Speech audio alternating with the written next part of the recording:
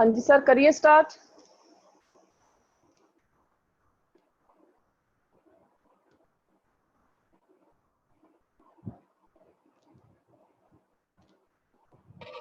Start madam. ठीक है।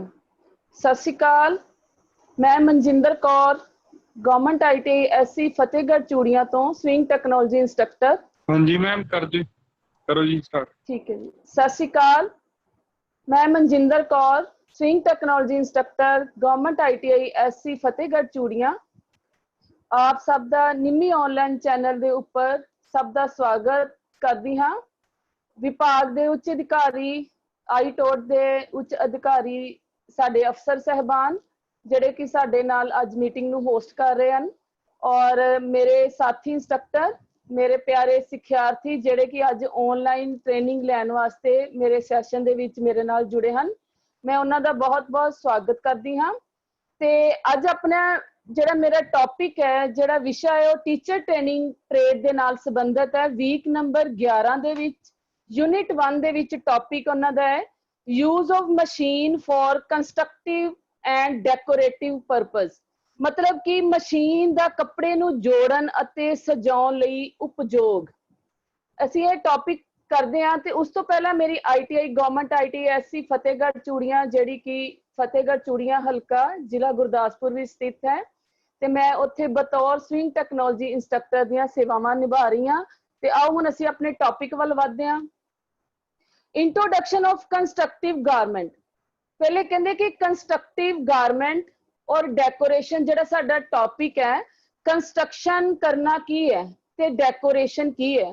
ਕਿ ਕੰਸਟਰਕਸ਼ਨ ਉਹ ਹੈ ਜਿਹੜੇ ਕੱਟੇ ਹੋਏ ਕੱਪੜੇ ਦੇ ਟੁਕੜਿਆਂ ਨੂੰ ਜੋੜਨਾ ਕੰਸਟਰਕਟਿਵ ਕਹਾਉਂਦਾ ਹੈ, ਤੇ ਸਿਲਾਈ ਕਰਨ ਤੋਂ ਪਹਿਲਾਂ ਜਿਹੜੀ ਕਢਾਈ, ਫੈਂਸੀ ਲੁੱਕ ਅਤੇ ਲੈਸ ਆਦਿ ਵਰਤ ਕੇ ਕੱਪੜੇ ਨੂੰ ਸਜਾਇਆ ਜਾਂਦਾ ਹੈ, ਉਸ ਨੂੰ ਡੈਕੋਰੇਟ ਕਰਨਾ ਕਿਹਾ ਜਾਂਦਾ ਹੈ।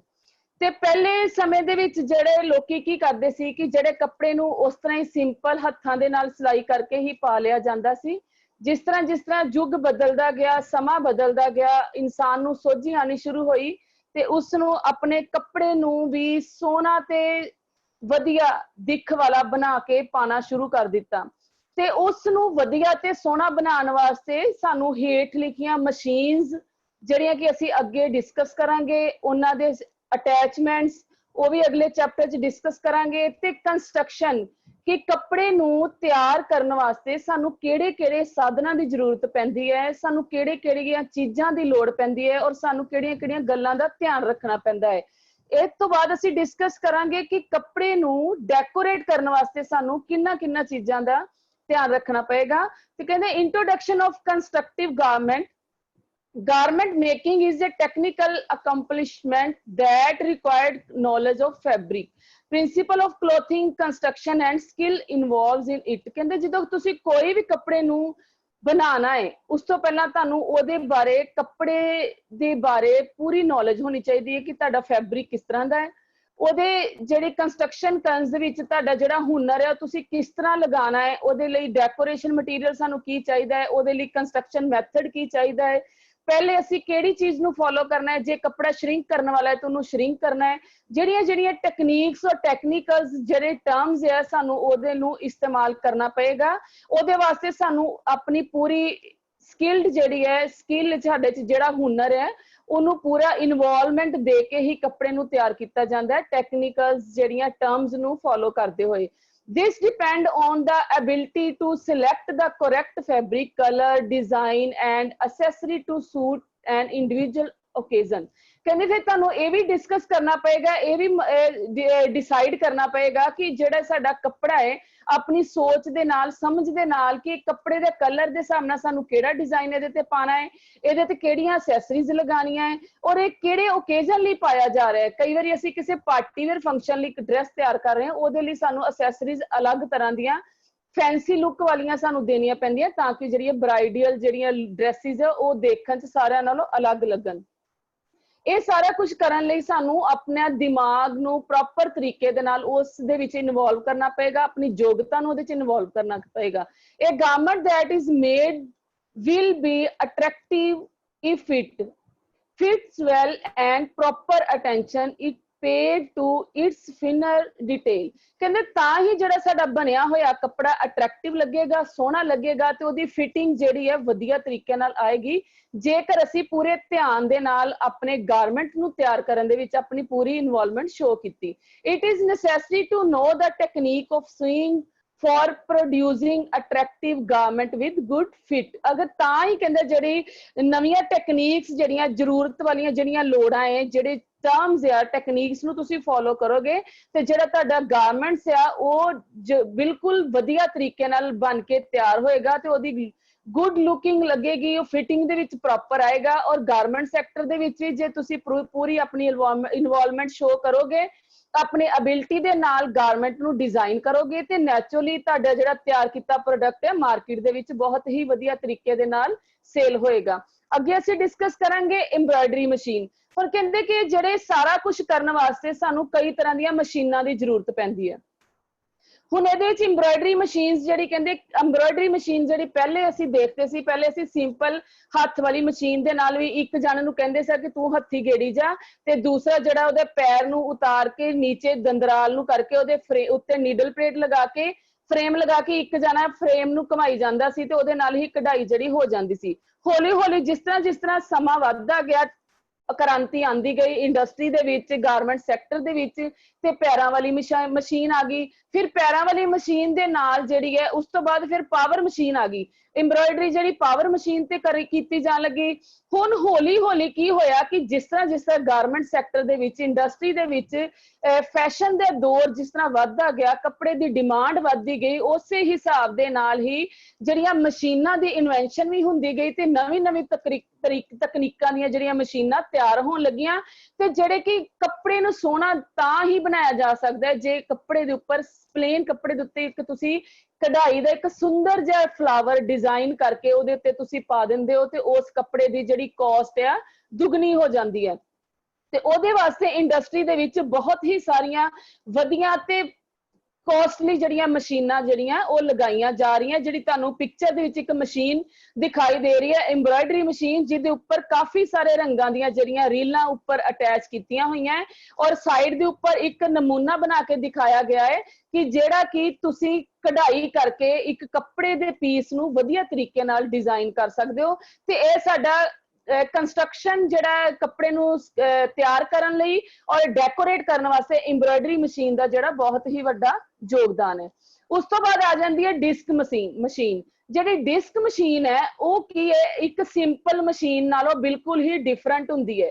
ਪਿਕਚਰ ਦੇ ਵਿੱਚ ਤੁਸੀਂ ਦੇਖ ਰਹੇ ਹੋ ਇੱਕ ਸਿੰਪਲ ਮਸ਼ੀਨ ਹੈ, ਉਹਦੇ ਚ ਕੋਈ ਪੈਰ ਵਗੈਰਾ ਕੁਝ ਦਿਖਾਈ ਨਹੀਂ ਦੇ ਰਹੇ। ਇਹਦੇ ਮਸ਼ੀਨ ਦੀ ਬੈਕ ਸਾਈਡ ਦੇ ਉੱਪਰ ਇੱਕ ਡਿਸਕ ਪੈਂਦੀ ਹੈ। ਉਹ ਜਿਹੜੀ ਡਿਸਕ ਹੈ ਉਸ ਡਿਸਕ ਦੇ ਉੱਪਰ ਹੀ ਤੁਹਾਡੇ ਜਿਹੜੇ ਕਢਾਈ ਦੇ ਡਿਜ਼ਾਈਨ ਬਣੇ ਹੋਏ ਹੁੰਦੇ ਆ। ਜਿਹੜੇ ਡਿਜ਼ਾਈਨ ਦਾ ਤੁਸੀਂ ਇੱਕ ਪੈਟਰਨ ਤਿਆਰ ਕਰਨਾ ਹੈ ਉਸੇ ਹੀ ਡਿਜ਼ਾਈਨ ਦੀ ਡਿਸਕ ਤੁਸੀਂ ਮਸ਼ੀਨ ਦੇ ਵਿੱਚ ਸੈੱਟ ਕਰਨੀ ਹੈ। ਕੱਪੜੇ ਦੇ ਉੱਪਰ ਦੂਸਰੀ ਪਿਕਚਰ ਦੇ ਵਿੱਚ ਤੁਸੀਂ ਦੇਖ ਰਹੇ ਹੋ ਗੋਲ ਡਿਸਕ ਜਿਹੜੀ ਹੈ ਉਹਦੇ ਵਿੱਚ ਮਸ਼ੀਨ ਚੱਲ ਰਹੀ ਹੈ ਔਰ ਉਹਦੀ ਸਾਈਡ ਦੇ ਉੱਤੇ ਬਲੂ ਕਲਰ ਦੇ ਉੱਪਰ ਯੈਲੋ ਕਲਰ ਦੇ ਉੱਪਰ ਰਿੰਗ ਗੋਲ ਗੋਲ ਜਿਹੜੀ ਹੈ ਐਮਬਰਾਇਡਰੀ ਹੋਈ ਹੈ। ਇਹ ਜਿਹੜੀ ਡਿਸਕ ਮਸ਼ੀਨ ਜਿਹੜੀ ਹੈ ਇਹਦੇ ਚ 8 ਤੋਂ 10 ਤਰ੍ਹਾਂ ਦੇ ਜਿਹੜੀਆਂ ਸਿੰਗਲ ਮਸ਼ੀਨ ਦੀਆਂ ਡਿਸਕ ਜਿਹੜੀਆਂ ਅਵੇਲੇਬਲ ਹੈ ਮਾਰਕੀਟ 'ਚ। ਤੇ ਪਹਿਲੇ ਜਿਹੜੀ ਇਹ ਡਿਸਕ ਸੀ ਇਹ ਪਲਾਸਟਿਕ ਦੀਆਂ ਆਉਂਦੀਆਂ ਸੀ ਤੇ ਹੁਣ ਇਹ ਜਿਹੜੀਆਂ ਡਿਸਕ ਹੈ ਮੈਟਲ ਦੀਆਂ ਵੀ ਆਉਣ ਲੱਗ ਪਈਆਂ ਔਰ ਮਾਰਕੀਟ ਵਿੱਚ ਆਸਾਨੀ ਨਾਲ ਮਿਲ ਸਕਦੀਆਂ ਔਰ ਤੁਸੀਂ ਆਪਣੀ ਘਰ ਦੀ ਮਸ਼ੀਨ ਦੇ ਉੱਪਰ ਵੀ ਇਹ ਡਿਸਕ ਨੂੰ ਇਸਤੇਮਾਲ ਕਰਕੇ ਬਣਾ ਸਕਦੇ ਹੋ। ਬਟ ਗਾਰਮੈਂਟ ਸੈਕਟਰ ਦੇ ਵਿੱਚ ਵੱਡੀਆਂ ਮਸ਼ੀਨਾਂ ਦੇ ਉੱਪਰ ਕਾਫੀ ਲਾਰਜ ਸਕੇਲ ਤੇ ਜਿਹੜੀਆਂ ਡਿਸਕ ਜਿਹੜੀਆਂ ਉਹ ਲਗਾ ਕੇ ਅਸੀਂ ਆਪਣੇ ਕੱਪੜਿਆਂ ਨੂੰ ਡਿਜ਼ਾਈਨ ਕਰ ਸਕਦੇ ਹਾਂ, ਕੰਸਟਰਕਸ਼ਨ ਔਰ ਡੈਕੋਰੇਟ ਕਰ ਸਕਦੇ ਹਾਂ। ਅੱਗੇ ਅਸੀਂ ਮਸ਼ੀਨ ਦੀ ਗੱਲ ਕਰਦੇ ਹਾਂ ਕੋਡ ਮਸ਼ੀਨ।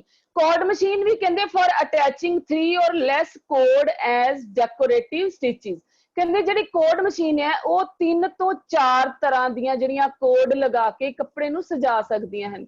ਇਹ ਦੇਖੋ ਮਸ਼ੀਨ ਜਿਹੜੀ ਤੁਸੀਂ ਦੇਖ ਰਹੇ ਹੋ ਕੱਪੜੇ ਦੇ ਉੱਪਰ ਕੋਡ ਲਗਾਈ ਜਾ ਰਹੀ ਹੈ ਔਰ ਨਾਲ ਹੀ ਕੱਪੜੇ ਦੇ ਉੱਪਰ ਸਕਰੋਲ ਦੀ ਤਰ੍ਹਾਂ ਕੋਡ ਨੂੰ ਲਗਾਇਆ ਹੈ। ਤੁਸੀਂ ਕੱਪੜੇ ਦੇ ਉੱਪਰ ਜਿਹੜੀ ਕੋਡ ਲਗਾਣੀ ਹੈ ਕੋਡ ਮਸ਼ੀਨ ਦੇ ਨਾਲ ਤੁਸੀਂ ਉਹਨੂੰ ਅਲੱਗ-ਅਲੱਗ ਡਿਜ਼ਾਈਨ ਦੇ ਵਿੱਚ ਸੈੱਟ ਕਰ ਸਕਦੇ ਹੋ। ਕਈ ਵਾਰੀ ਅਸੀਂ ਪੂਰੀ ਬੈੱਡ ਸ਼ੀਟ ਨੂੰ ਹੀ ਕੋਡ ਦੇ ਨਾਲ ਬਣਾ ਲੈਂਦੇ ਆ, ਪਿੱਲੋ ਕਵਰ ਪੂਰਾ ਕੋਡ ਦੀ ਡਿਜ਼ਾਈਨਿੰਗ ਕਰਕੇ ਬਣਾ ਲੈਂਦੇ ਆ ਔਰ ਕੋਡ ਮਸ਼ੀਨ ਦੇ ਨਾਲ ਕਈ ਵਾਰੀ ਸੋਫਾ ਬੈਕ ਔਰ ਸੋਫੇ ਦੀਆਂ ਜਿਹੜੀਆਂ ਸਾਈਡਾਂ ਦੇ ਉੱਪਰ ਵੀ ਜਿਹੜੀ ਕੋਡ ਲੱਗਦੀ ਹੈ ਉਹਦੇ ਲਈ ਵੀ ਕੋਡ ਮਸ਼ੀਨ ਦਾ ਜਿਹੜਾ ਇਸਤੇਮਾਲ ਕੀਤਾ ਜਾਂਦਾ ਹੈ।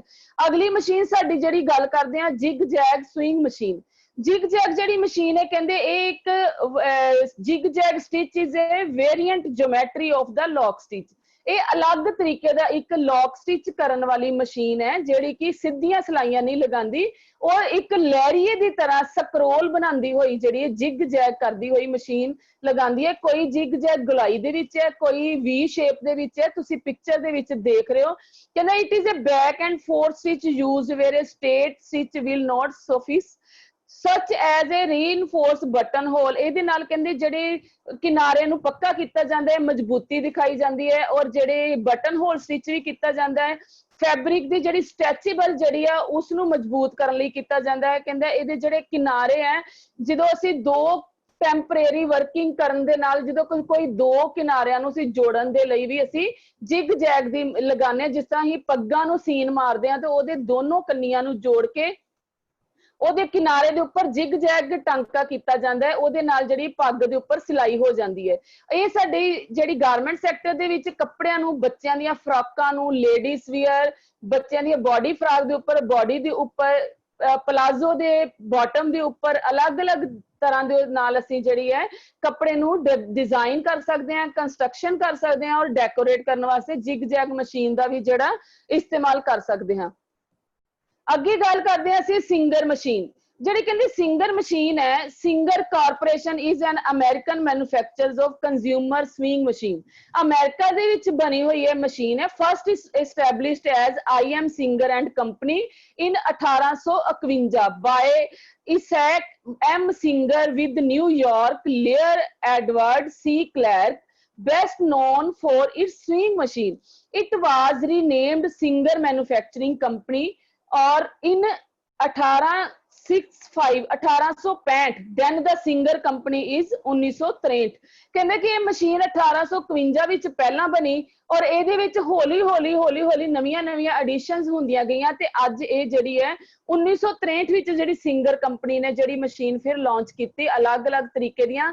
ਹੁਣ ਸਿੰਗਰ ਮਸ਼ੀਨ ਦੇ ਵਿੱਚ ਵੀ ਕਈ ਤਰ੍ਹਾਂ ਦੇ ਸਟਿਚਸ ਆ ਗਏ ਹੈ, ਸਟਿਚ ਬਣਾ ਸਕਦੇ ਹਾਂ ਅਸੀਂ, ਘਰ ਦੇ ਵਿੱਚ ਵੀ ਇਸ ਮਸ਼ੀਨ ਨੂੰ ਇਸਤੇਮਾਲ ਕਰ ਸਕਦੇ ਹਾਂ ਔਰ ਗਾਰਮੈਂਟ ਸੈਕਟਰ ਇੰਡਸਟਰੀ ਦੇ ਵਿੱਚ ਵੀ ਇਹ ਵਾਲੀਆਂ ਮਸ਼ੀਨਾਂ ਜਿਹੜੀਆਂ ਇਸਤੇਮਾਲ ਕੀਤੀਆਂ ਜਾਂਦੀਆਂ। ਇਹਨਾਂ ਦੇ ਵਿੱਚ ਕਈ ਤਰ੍ਹਾਂ ਦੇ ਸਟਿਚਸ ਜਿਹੜੇ ਆਟੋਮੈਟਿਕ ਬਟਨ ਨੂੰ ਘੁਮਾਉਣ ਦੇ ਨਾਲ, ਸੈਟਿੰਗ ਕਰਨ ਦੇ ਨਾਲ ਤੁਸੀਂ ਬਣਾ ਸਕਦੇ ਹੋ ਔਰ ਇਹਦੇ ਵਿੱਚ ਡਿਸਕ ਵੀ ਪੈ ਜਾਂਦੀ ਹੈ ਔਰ ਉਹਦੇ ਵਿੱਚ ਟੱਚ ਸਕਰੀਨ, ਇੱਕ ਕੰਪਿਊਟਰਾਈਜ਼ਡ ਇੱਕ ਨੇਮ ਪਲੇਟ ਲੱਗੀ ਹੁੰਦੀ ਹੈ, ਉਹਦੇ ਨਾਲ ਵੀ ਤੁਸੀਂ ਸਾਰਾ ਡਿਜ਼ਾਈਨ ਐਮਬਰਾਇਡਰੀ ਦਾ ਸੈੱਟ ਕਰ ਸਕਦੇ ਹੋ। ਇਹ ਸਾਡੀ ਆ ਗਈ ਸਿੰਗਰ ਮਸ਼ੀਨ। ਹੁਣ ਅਸੀਂ 5 ਮਸ਼ੀਨਾਂ ਦੀ ਗੱਲ ਕੀਤੀ ਜਿਹੜੀ ਸਾਡੀ ਗਾਰਮੈਂਟ ਨੂੰ ਕੰਸਟਰਕਸ਼ਨ ਐਂਡ ਡੈਕੋਰੇਟ ਕਰਨ ਵਾਸਤੇ ਜਿਹੜੀਆਂ ਮੇਨ ਮਸ਼ੀਨਾਂ ਦਾ ਜਿਹੜਾ ਇਸਤੇਮਾਲ ਹੁੰਦਾ ਹੈ।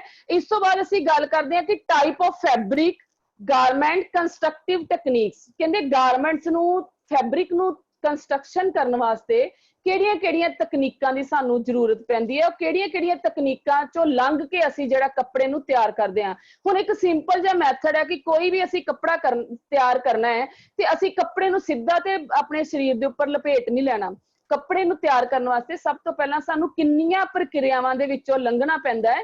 ਉਹ ਜਿਹੜੀਆਂ ਪ੍ਰਕਿਰਿਆਵਾਂ ਹੈ ਉਹ ਤੁਹਾਨੂੰ ਅਲੱਗ-ਅਲੱਗ ਮੈਥਡ ਦੇ ਨਾਲ ਮੈਂ ਅੱਗੋਂ ਐਕਸਪਲੇਨ ਕਰ ਰਹੀ ਹਾਂ। Pattern making, blind hemming, ironing, knife pleat, pin tucks, elastic shirring, necklace and neckline, pockets, zips, open end zip और conceal zip। ਹੁਣ ਅਸੀਂ ਪਹਿਲੇ ਗੱਲ ਕਰਾਂਗੇ ਪੈਟਰਨ ਮੇਕਿੰਗ। ਕੋਈ ਵੀ ਅਸੀਂ ਕੱਪੜਾ ਸਟਿਚ ਕਰਨਾ ਹੈ ਸਭ ਤੋਂ ਪਹਿਲਾਂ ਸਾਨੂੰ ਉਹਦੀ ਕਟਿੰਗ ਕਰਨੀ ਪੈਂਦੀ ਹੈ ਔਰ ਕਟਿੰਗ ਕਰਨ ਤੋਂ ਬਾਅਦ ਜਿਹੜੇ ਸਾਡੇ ਪੈਟਰਨ ਤਿਆਰ ਹੁੰਦੇ ਆ ਉਹਨਾਂ ਨੂੰ ਸਿੰਪਲ ਸਟ੍ਰੇਟ ਸਿਲਾਈ ਦੇ ਨਾਲ ਪਹਿਲੇ ਸਟਿਚ ਕੀਤਾ ਜਾਂਦਾ ਹੈ ਔਰ ਉਸ ਤੋਂ ਬਾਅਦ ਕਹਿੰਦੇ important of the machine technique in the garment construction straight seam.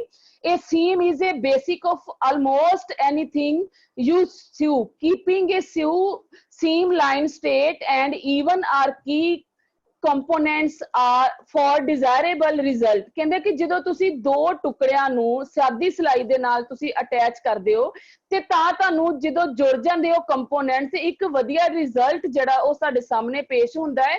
ਔਰ ਜਦੋਂ ਅਸੀਂ ਦੋਨਾਂ ਕੱਪੜਿਆਂ ਨੂੰ ਜੋੜਨ ਵਾਸਤੇ ਇੱਕ ਸਿੰਪਲ ਸਿਲਾਈ ਦਾ ਇਸਤੇਮਾਲ ਕਰਦੇ ਹਾਂ ਤੇ ਹੌਲੀ ਹੌਲੀ ਕਰਕੇ ਸਾਡਾ ਜਿਹੜਾ ਕੱਪੜਾ ਬਣ ਜਾਂਦਾ ਹੈ। ਜਿਸ ਤਰ੍ਹਾਂ ਕੰਸਟਰਕਸ਼ਨ ਤੁਹਾਨੂੰ ਪਤਾ ਹੈ ਕਿ ਬਿਲਡਿੰਗ ਬਣਾਉਣੀ ਹੈ ਬਿਲਡਿੰਗ ਬਣਾਉਣ ਦੇ ਲਈ ਸਭ ਤੋਂ ਪਹਿਲਾਂ ਸਾਨੂੰ ਮਟੀਰੀਅਲ ਲੈਣਾ ਪੈਂਦਾ ਹੈ, ਰੇਤ ਬਜਰੀ ਇੱਟਾਂ ਸਾਰਾ ਕੁਝ ਸਟਾਉਣਾ ਪੈਂਦਾ ਹੈ। ਉਸ ਤੋਂ ਬਾਅਦ ਫਿਰ ਸਾਨੂੰ ਲੇਬਰ ਲਗਾ ਕੇ ਨੀਹਾਂ ਪੁੱਟਣੀਆਂ ਪੈਂਦੀਆਂ, ਫਿਰ ਅਸੀਂ ਨੀਹਾਂ ਨੂੰ ਭਰਦੇ ਹਾਂ, ਫਿਰ ਉਹਦੇ ਉੱਤੇ ਦੀਵਾਰਾਂ ਕਰਦੇ ਹਾਂ, ਹੌਲੀ ਹੌਲੀ ਉਹਦਾ ਢਾਂਚਾ ਤਿਆਰ ਹੁੰਦਾ ਹੈ। ਢਾਂਚੇ ਤਿਆਰ ਤੋਂ ਬਾਅਦ ਲੈਂਟਰ ਪਾਉਂਦੇ ਹਾਂ, ਸਿੰਪਲ ਢਾਂਚਾ ਤਿਆਰ ਹੋ ਗਿਆ। ਇਸੇ ਤਰ੍ਹਾਂ ਹੀ ਜਿਹੜਾ ਅਸੀਂ ਗਾਰਮੈਂਟ ਸੈਕਟਰ ਦੇ ਵਿੱਚ ਜਿਹੜੇ ਕੱਪੜੇ ਨੂੰ ਸਿੱਧੀਆਂ ਸਿਲਾਈਆਂ ਲਾ ਕੇ ਇੱਕ ਅਸੀਂ ਕੱਪੜੇ ਦਾ ਇੱਕ ਢਾਂਚਾ ਤਿਆਰ ਕਰ ਲੈਂਦੇ ਹਾਂ। ਉਸ ਤੋਂ ਬਾਅਦ ਵਾਰੀ ਆ ਜਾਂਦੀ ਉਹਨੂੰ ਸਜਾਉਣ ਦੀ, ਡੈਕੋਰੇਟ ਕਰਨ ਦੀ, ਜਿਹਦੇ ਵਾਸਤੇ ਜਿਸ ਤਰ੍ਹਾਂ ਅਸੀਂ ਫਿਰ ਘਰ ਨੂੰ ਸਜਾਉਂਦੇ ਆ, ਅਲੱਗ-ਅਲੱਗ ਤਰ੍ਹਾਂ ਦੇ ਪੇਂਟ ਕਰਦੇ ਆ, ਉਹਦੇ ਵਾਲਪੇਪਰ ਲਗਾਉਂਦੇ ਆ, ਇੰਟੀਰੀਅਰ ਦਾ ਕੰਮ ਕਰਾਉਂਦੇ ਆ, ਐਕਸਟੀਰੀਅਰ ਵਰਕ ਕਰਾਉਂਦੇ ਆ। ਇਹ ਸਾਰੇ ਜਿਹੜੇ ਡੈਕੋਰੇਟ ਕਰਨ ਤੋਂ ਬਾਅਦ ਹੀ ਜਿਹੜਾ ਸਾਡਾ ਘਰ ਇੱਕ ਵਧੀਆ ਸੋਹਣਾ ਜਿਹੜਾ ਨਿਕਲ ਕੇ ਆਉਂਦਾ ਹੈ। ਇਸੇ ਤਰ੍ਹਾਂ ਹੀ ਜਿਹੜਾ ਸਾਡਾ ਕੱਪੜਾ ਹੈ ਉਹਨੂੰ ਵੀ ਅਸੀਂ ਇੱਕ ਸਿੱਧੀਆਂ ਸਿਲਾਈਆਂ ਦੇ ਨਾਲ ਜਦੋਂ ਅਸੀਂ ਤਿਆਰ ਕਰਦੇ ਹਾਂ ਤੇ ਸਾਡੇ ਕੋਲ ਸਿਰਫ ਇੱਕ ਢਾਂਚਾ ਤਿਆਰ ਹੋ ਕੇ ਆਉਂਦਾ ਹੈ। ਉਸ ਤੋਂ ਬਾਅਦ ਉਹਦੇ ਉੱਤੇ ਅਸੀਂ ਅਲੱਗ-ਅਲੱਗ ਤਰ੍ਹਾਂ ਦੇ ਪੈਟਰਨ ਅਪਲਾਈ ਕਰਕੇ, ਅਲੱਗ-ਅਲੱਗ ਤਰ੍ਹਾਂ ਦੇ ਸਟਿਚਸ ਅਪਲਾਈ ਕਰਕੇ, ਅਲੱਗ-ਅਲੱਗ ਤਰ੍ਹਾਂ ਦੀਆਂ ਅਸੈਸਰੀਜ਼ ਐਮਬ੍ਰੋਇਡਰੀ ਕਰਕੇ ਉਸੇ ਹੀ ਕੱਪੜੇ ਨੂੰ ਇੱਕ ਸੋਹਣਾ ਰੂਪ ਦੇ ਦਿੰਦੇ ਆ। ਤੇ ਇਹ ਸਾਡੇ ਜਿਹੜੀ ਪੈਟਰਨ ਮੇਕਿੰਗ ਦੇ ਵਿੱਚ ਸਾਡਾ ਆ ਜਾਂਦਾ ਹੈ। ਕਹਿੰਦੇ ਕਿ how you have ever wondered what make a dress finished elegant and beautiful. ਕਹਿੰਦਾ ਤਾਂ ਹੀ ਜਿਹੜੀ ਸਾਡੀ ਬਿਊਟੀਫੁਲ ਡਰੈਸ ਜਿਹੜੀ ਹੈ ਉਹ ਬਣਦੀ ਹੈ ਜਦੋਂ ਅਸੀਂ ਕੱਪੜੇ ਦੇ ਜਿਹੜੇ ਕਿਨਾਰਿਆਂ ਨੂੰ ਚੰਗੀ ਤਰ੍ਹਾਂ ਅਸੀਂ ਉਹਨੂੰ ਕਵਰ ਕਰਦੇ ਹਾਂ, ਅਸੈਸਰੀਜ਼ ਲਗਾਉਂਦੇ ਹਾਂ, ਤੇ ਉਹ ਜਿਹੜਾ ਕੱਪੜਾ ਜਿਹੜਾ ਹੈ ਉਹ ਵਧੀਆ ਦਿੱਖ ਦਿੰਦਾ ਹੈ। ਕਹਿੰਦਾ clothing is not just a piece of fabric wrapped around A body. ਕਹਿੰਦੇ ਇੱਕ ਕੱਪੜੇ ਦਾ ਟੁਕੜਾ ਸਿਰਫ ਬੋਡੀ ਨੂੰ ਲਪੇਟਣ ਵਾਲਾ ਟੁਕੜਾ ਹੀ ਨਹੀਂ ਹੈ। clothing has detail that make the fabric fit and complement your body। ਜੇ ਉਹਨੂੰ ਸਹੀ ਤਰੀਕੇ ਨਾਲ ਫਿਟਿੰਗ ਦੇ ਹਿਸਾਬ ਨਾਲ ਸੀ ਕੇ ਪਾਇਆ ਜਾਏ ਤਾਂ ਹੀ ਉਹ ਜਿਹੜੀ ਤੁਹਾਡੀ ਜਿਹੜੀ ਲੁੱਕ ਹੈ ਉਹ ਵਧੀਆ ਨਿਕਲ ਕੇ ਬਾਹਰ ਆਉਂਦੀ ਹੈ। Garment construction include the uses of many tricks through practical knowledge and techniques and it an important part of the fashion designing course. ਕਹਿੰਦਾ ਕਿ ਫੈਸ਼ਨ ਡਿਜ਼ਾਈਨਿੰਗ ਦਾ ਕੋਰਸ ਕਰਨ ਵਾਸਤੇ, ਟੀਚਰ ਟ੍ਰੇਨਿੰਗ ਦਾ, ਐਸਟੀ ਦਾ, ਐਮਬ੍ਰੋਇਡਰੀ ਦੇ ਕੋਰਸ ਕਰਨ ਵਾਸਤੇ ਤੁਸੀਂ ਸਾਰੀ ਤੁਹਾਨੂੰ techniques ਪਤਾ ਹੋਣੀਆਂ ਚਾਹੀਦੀਆਂ, ਕੱਪੜੇ ਨੂੰ ਸਜਾਉਣ ਦੀਆਂ ਸਾਰੇ ਟ੍ਰਿਕਸ ਪਤਾ ਹੋਣੇ ਚਾਹੀਦੇ, ਤਾਂ ਹੀ ਤੁਸੀਂ ਜਿਹੜਾ ਆਪਣਾ ਕੱਪੜਾ ਹੈ ਗਾਰਮੈਂਟ ਨੂੰ ਵਧੀਆ ਲੁੱਕ ਦੇ ਸਕਦੇ ਹੋ, ਉਹਨੂੰ ਕੰਸਟਰਕਟ ਕਰ ਸਕਦੇ ਹੋ, ਡੈਕੋਰੇਟ ਕਰ ਸਕਦੇ ਹੋ। ਅੱਗੇ ਅਸੀਂ ਗੱਲ ਕਰਦੇ ਹਾਂ ਬਲਾਈਂਡ ਹੇਮਿੰਗ। ਕੋਈ ਵੀ ਕੱਪੜਾ ਤੁਸੀਂ ਦੇਖ ਰਹੇ ਹੋ, ਪਲਾਜ਼ੋ ਪਾਇਆ ਲੇਡੀ ਨੇ, ਉਹਦੇ ਪੌਂਚਿਆਂ ਦੇ ਜਿਹੜੇ ਕਿਨਾਰਿਆਂ ਦੇ ਉੱਪਰ ਹੇਮਿੰਗ ਹੋਈ ਹੈ ਲੇਕਿਨ ਉਹ ਦਿਖਾਈ ਨਹੀਂ ਦੇ ਰਹੀ, ਜਿਹਨੂੰ ਅਸੀਂ ਕਿ ਅੰਨੀ ਉਲੇੜੀ ਵੀ ਕਹਿ ਦਿੰਦੇ ਆ, ਜਿਹੜੀ ਦਿਖਾਈ ਨਾ ਦੇਣ ਵਾਲੀ ਤਰਪਾਈ। ਹੇਮ ਸਟਿਚ ਬਹੁਤ ਹੀ ਬਰੀਕ ਟਾਂਕਾ ਹੈ ਜਿਹੜਾ ਅਸੀਂ ਕੱਪੜਿਆਂ ਦੇ ਉੱਪਰ ਕਰਦੇ ਹਾਂ, ਔਰ ਬਹੁਤ ਹੀ ਛੋਟਾ ਛੋਟਾ ਟਾਂਕਾ ਲਿਆ ਜਾਂਦਾ ਹੈ ਤਾਂ ਕਿ ਜਿਹੜੇ ਸਾਡੇ ਗਾਰਮੈਂਟ ਦੇ ਉੱਪਰ ਪਤਾ ਹੀ ਨਾ ਚੱਲੇ ਕਿ ਅਸੀਂ ਇਹਦੇ ਅੰਦਰ ਕੁਝ ਫੋਲਡ ਕਰਕੇ ਜਾਂ ਇਹਨੂੰ ਦੁਬਾਰਾ ਸਟਿਚ ਕੀਤਾ ਹੈ। ਔਰ ਇਹ ਦੇਖੋ ਬਲਾਈਂਡ ਹੇਮਿੰਗ ਦੇ ਵਿੱਚ ਕਹਿੰਦਾ ਕਿ blind Hem is an almost invisible Hem stitch. ਕਹਿੰਦਾ ਕਿ ਤਕਰੀਬਨ ਇਹ ਜਿਹੜਾ ਨਾ ਦਿਖਣ ਵਾਲਾ ਟਾਂਕਾ ਹੈ। ਇਸ ਤੋਂ ਬਾਅਦ ਕਹਿੰਦਾ the blind hem has a manipulation over the result looking professional।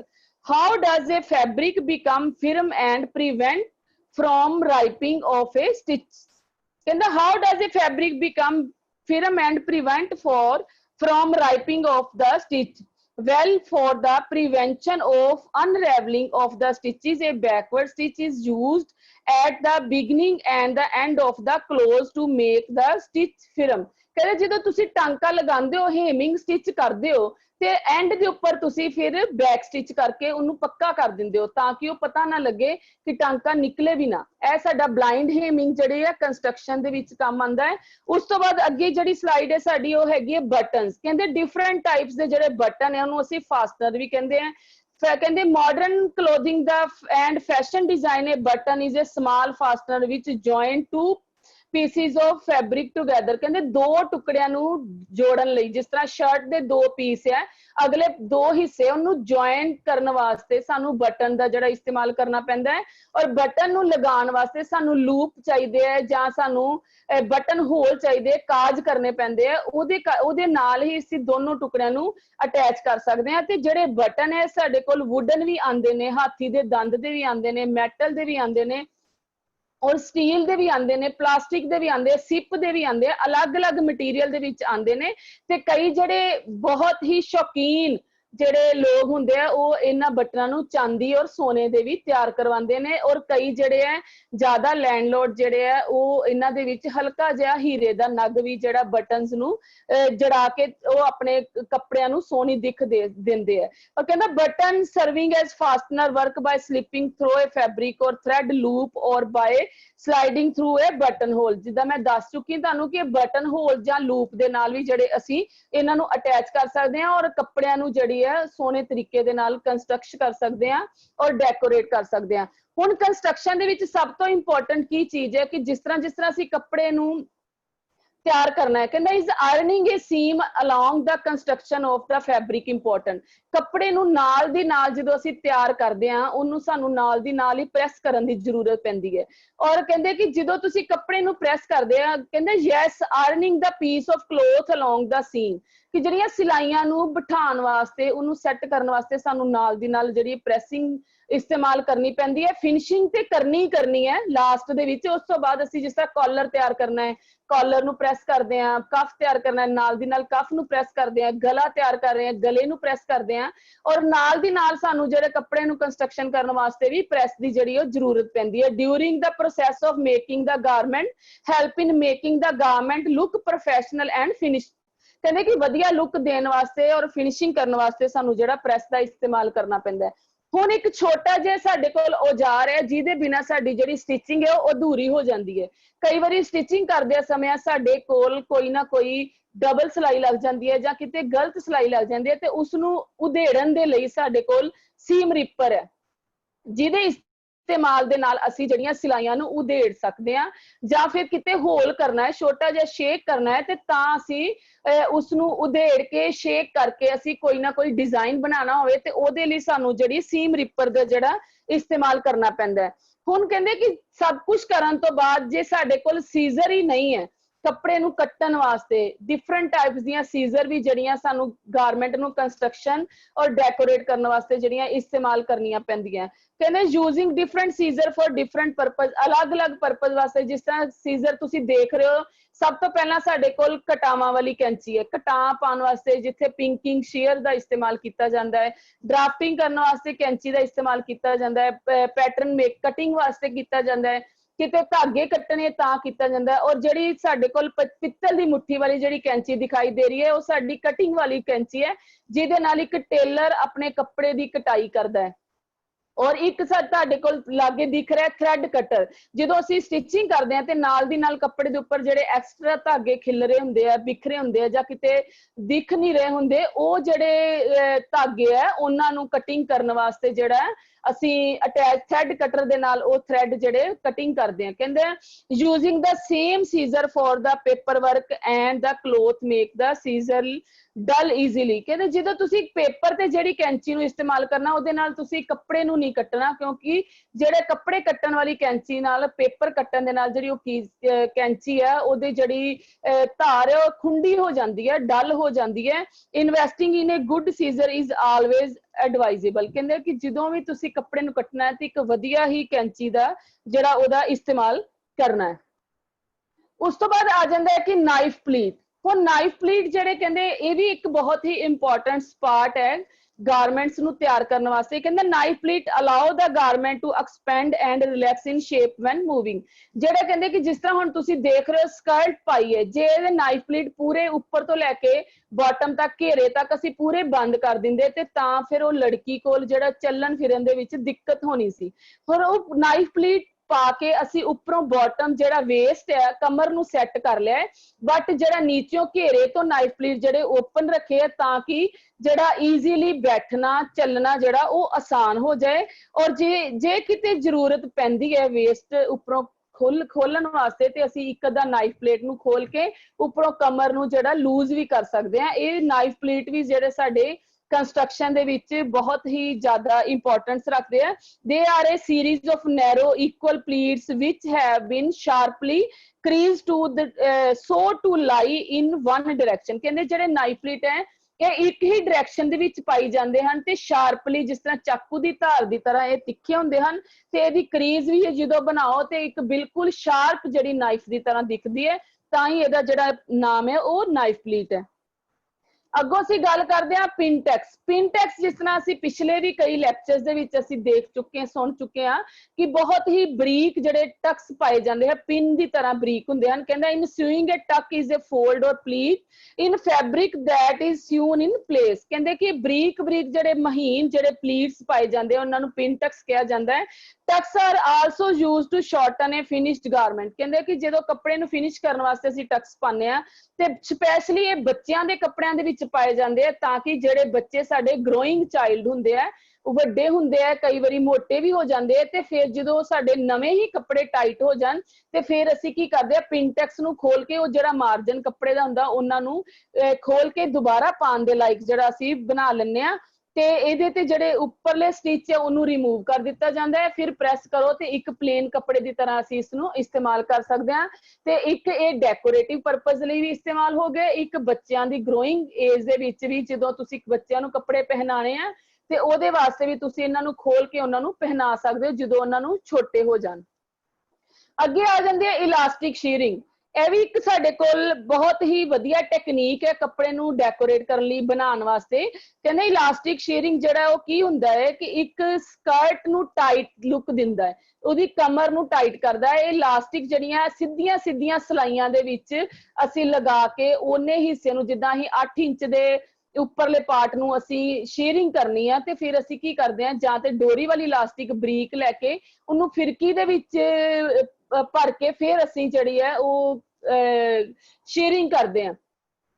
ਕਹਿੰਦੇ it fabric and transformer it into something stretchy. ਜਦੋਂ ਅਸੀਂ ਇਹਨੂੰ ਖੋਲਦੇ ਆ ਇਸ ਤਰ੍ਹਾਂ ਕਰਕੇ, ਕੱਪੜੇ ਨੂੰ ਖੋਲਦੇ ਆ ਤੇ ਸਟ੍ਰੈਚ ਕਰਕੇ ਕਾਫੀ ਖੁੱਲਾ ਹੋ ਜਾਂਦਾ ਹੈ ਔਰ ਉਸ ਤੋਂ ਬਾਅਦ ਫਿਰ ਆਪਣੀ ਪੋਜੀਸ਼ਨ ਦੇ ਵਿੱਚ ਆ ਜਾਂਦਾ ਹੈ। It's great for skirt, waistband, shirt hem and body. ਕਈ ਬੱਚਿਆਂ ਦੀਆਂ ਬਾਡੀਜ਼ ਫਰਾਕ ਦੇ ਉੱਪਰ ਪਾਈ ਜਾਂਦੀ ਹੈ ਔਰ ਬਹੁਤ ਹੀ ਛੋਟੀ ਹੁੰਦੀ ਜਦੋਂ ਬੱਚੇ ਪਾਉਂਦੇ ਹੋ ਤੇ ਆਪਣੇ ਆਪ ਹੀ ਉਹ ਬੋਡੀ ਦੀ ਸ਼ੇਪ ਲੈ ਲੈਂਦੇ। And all it take it swing a few rows of stitches with elastic thread। ਕਹਿੰਦੇ ਕਿ ਇਸ ਇਲਾਸਟਿਕ ਥ੍ਰੈਡ ਦੇ ਨਾਲ ਤਿਆਰ ਕੀਤਾ ਜਾਂਦਾ ਹੈ।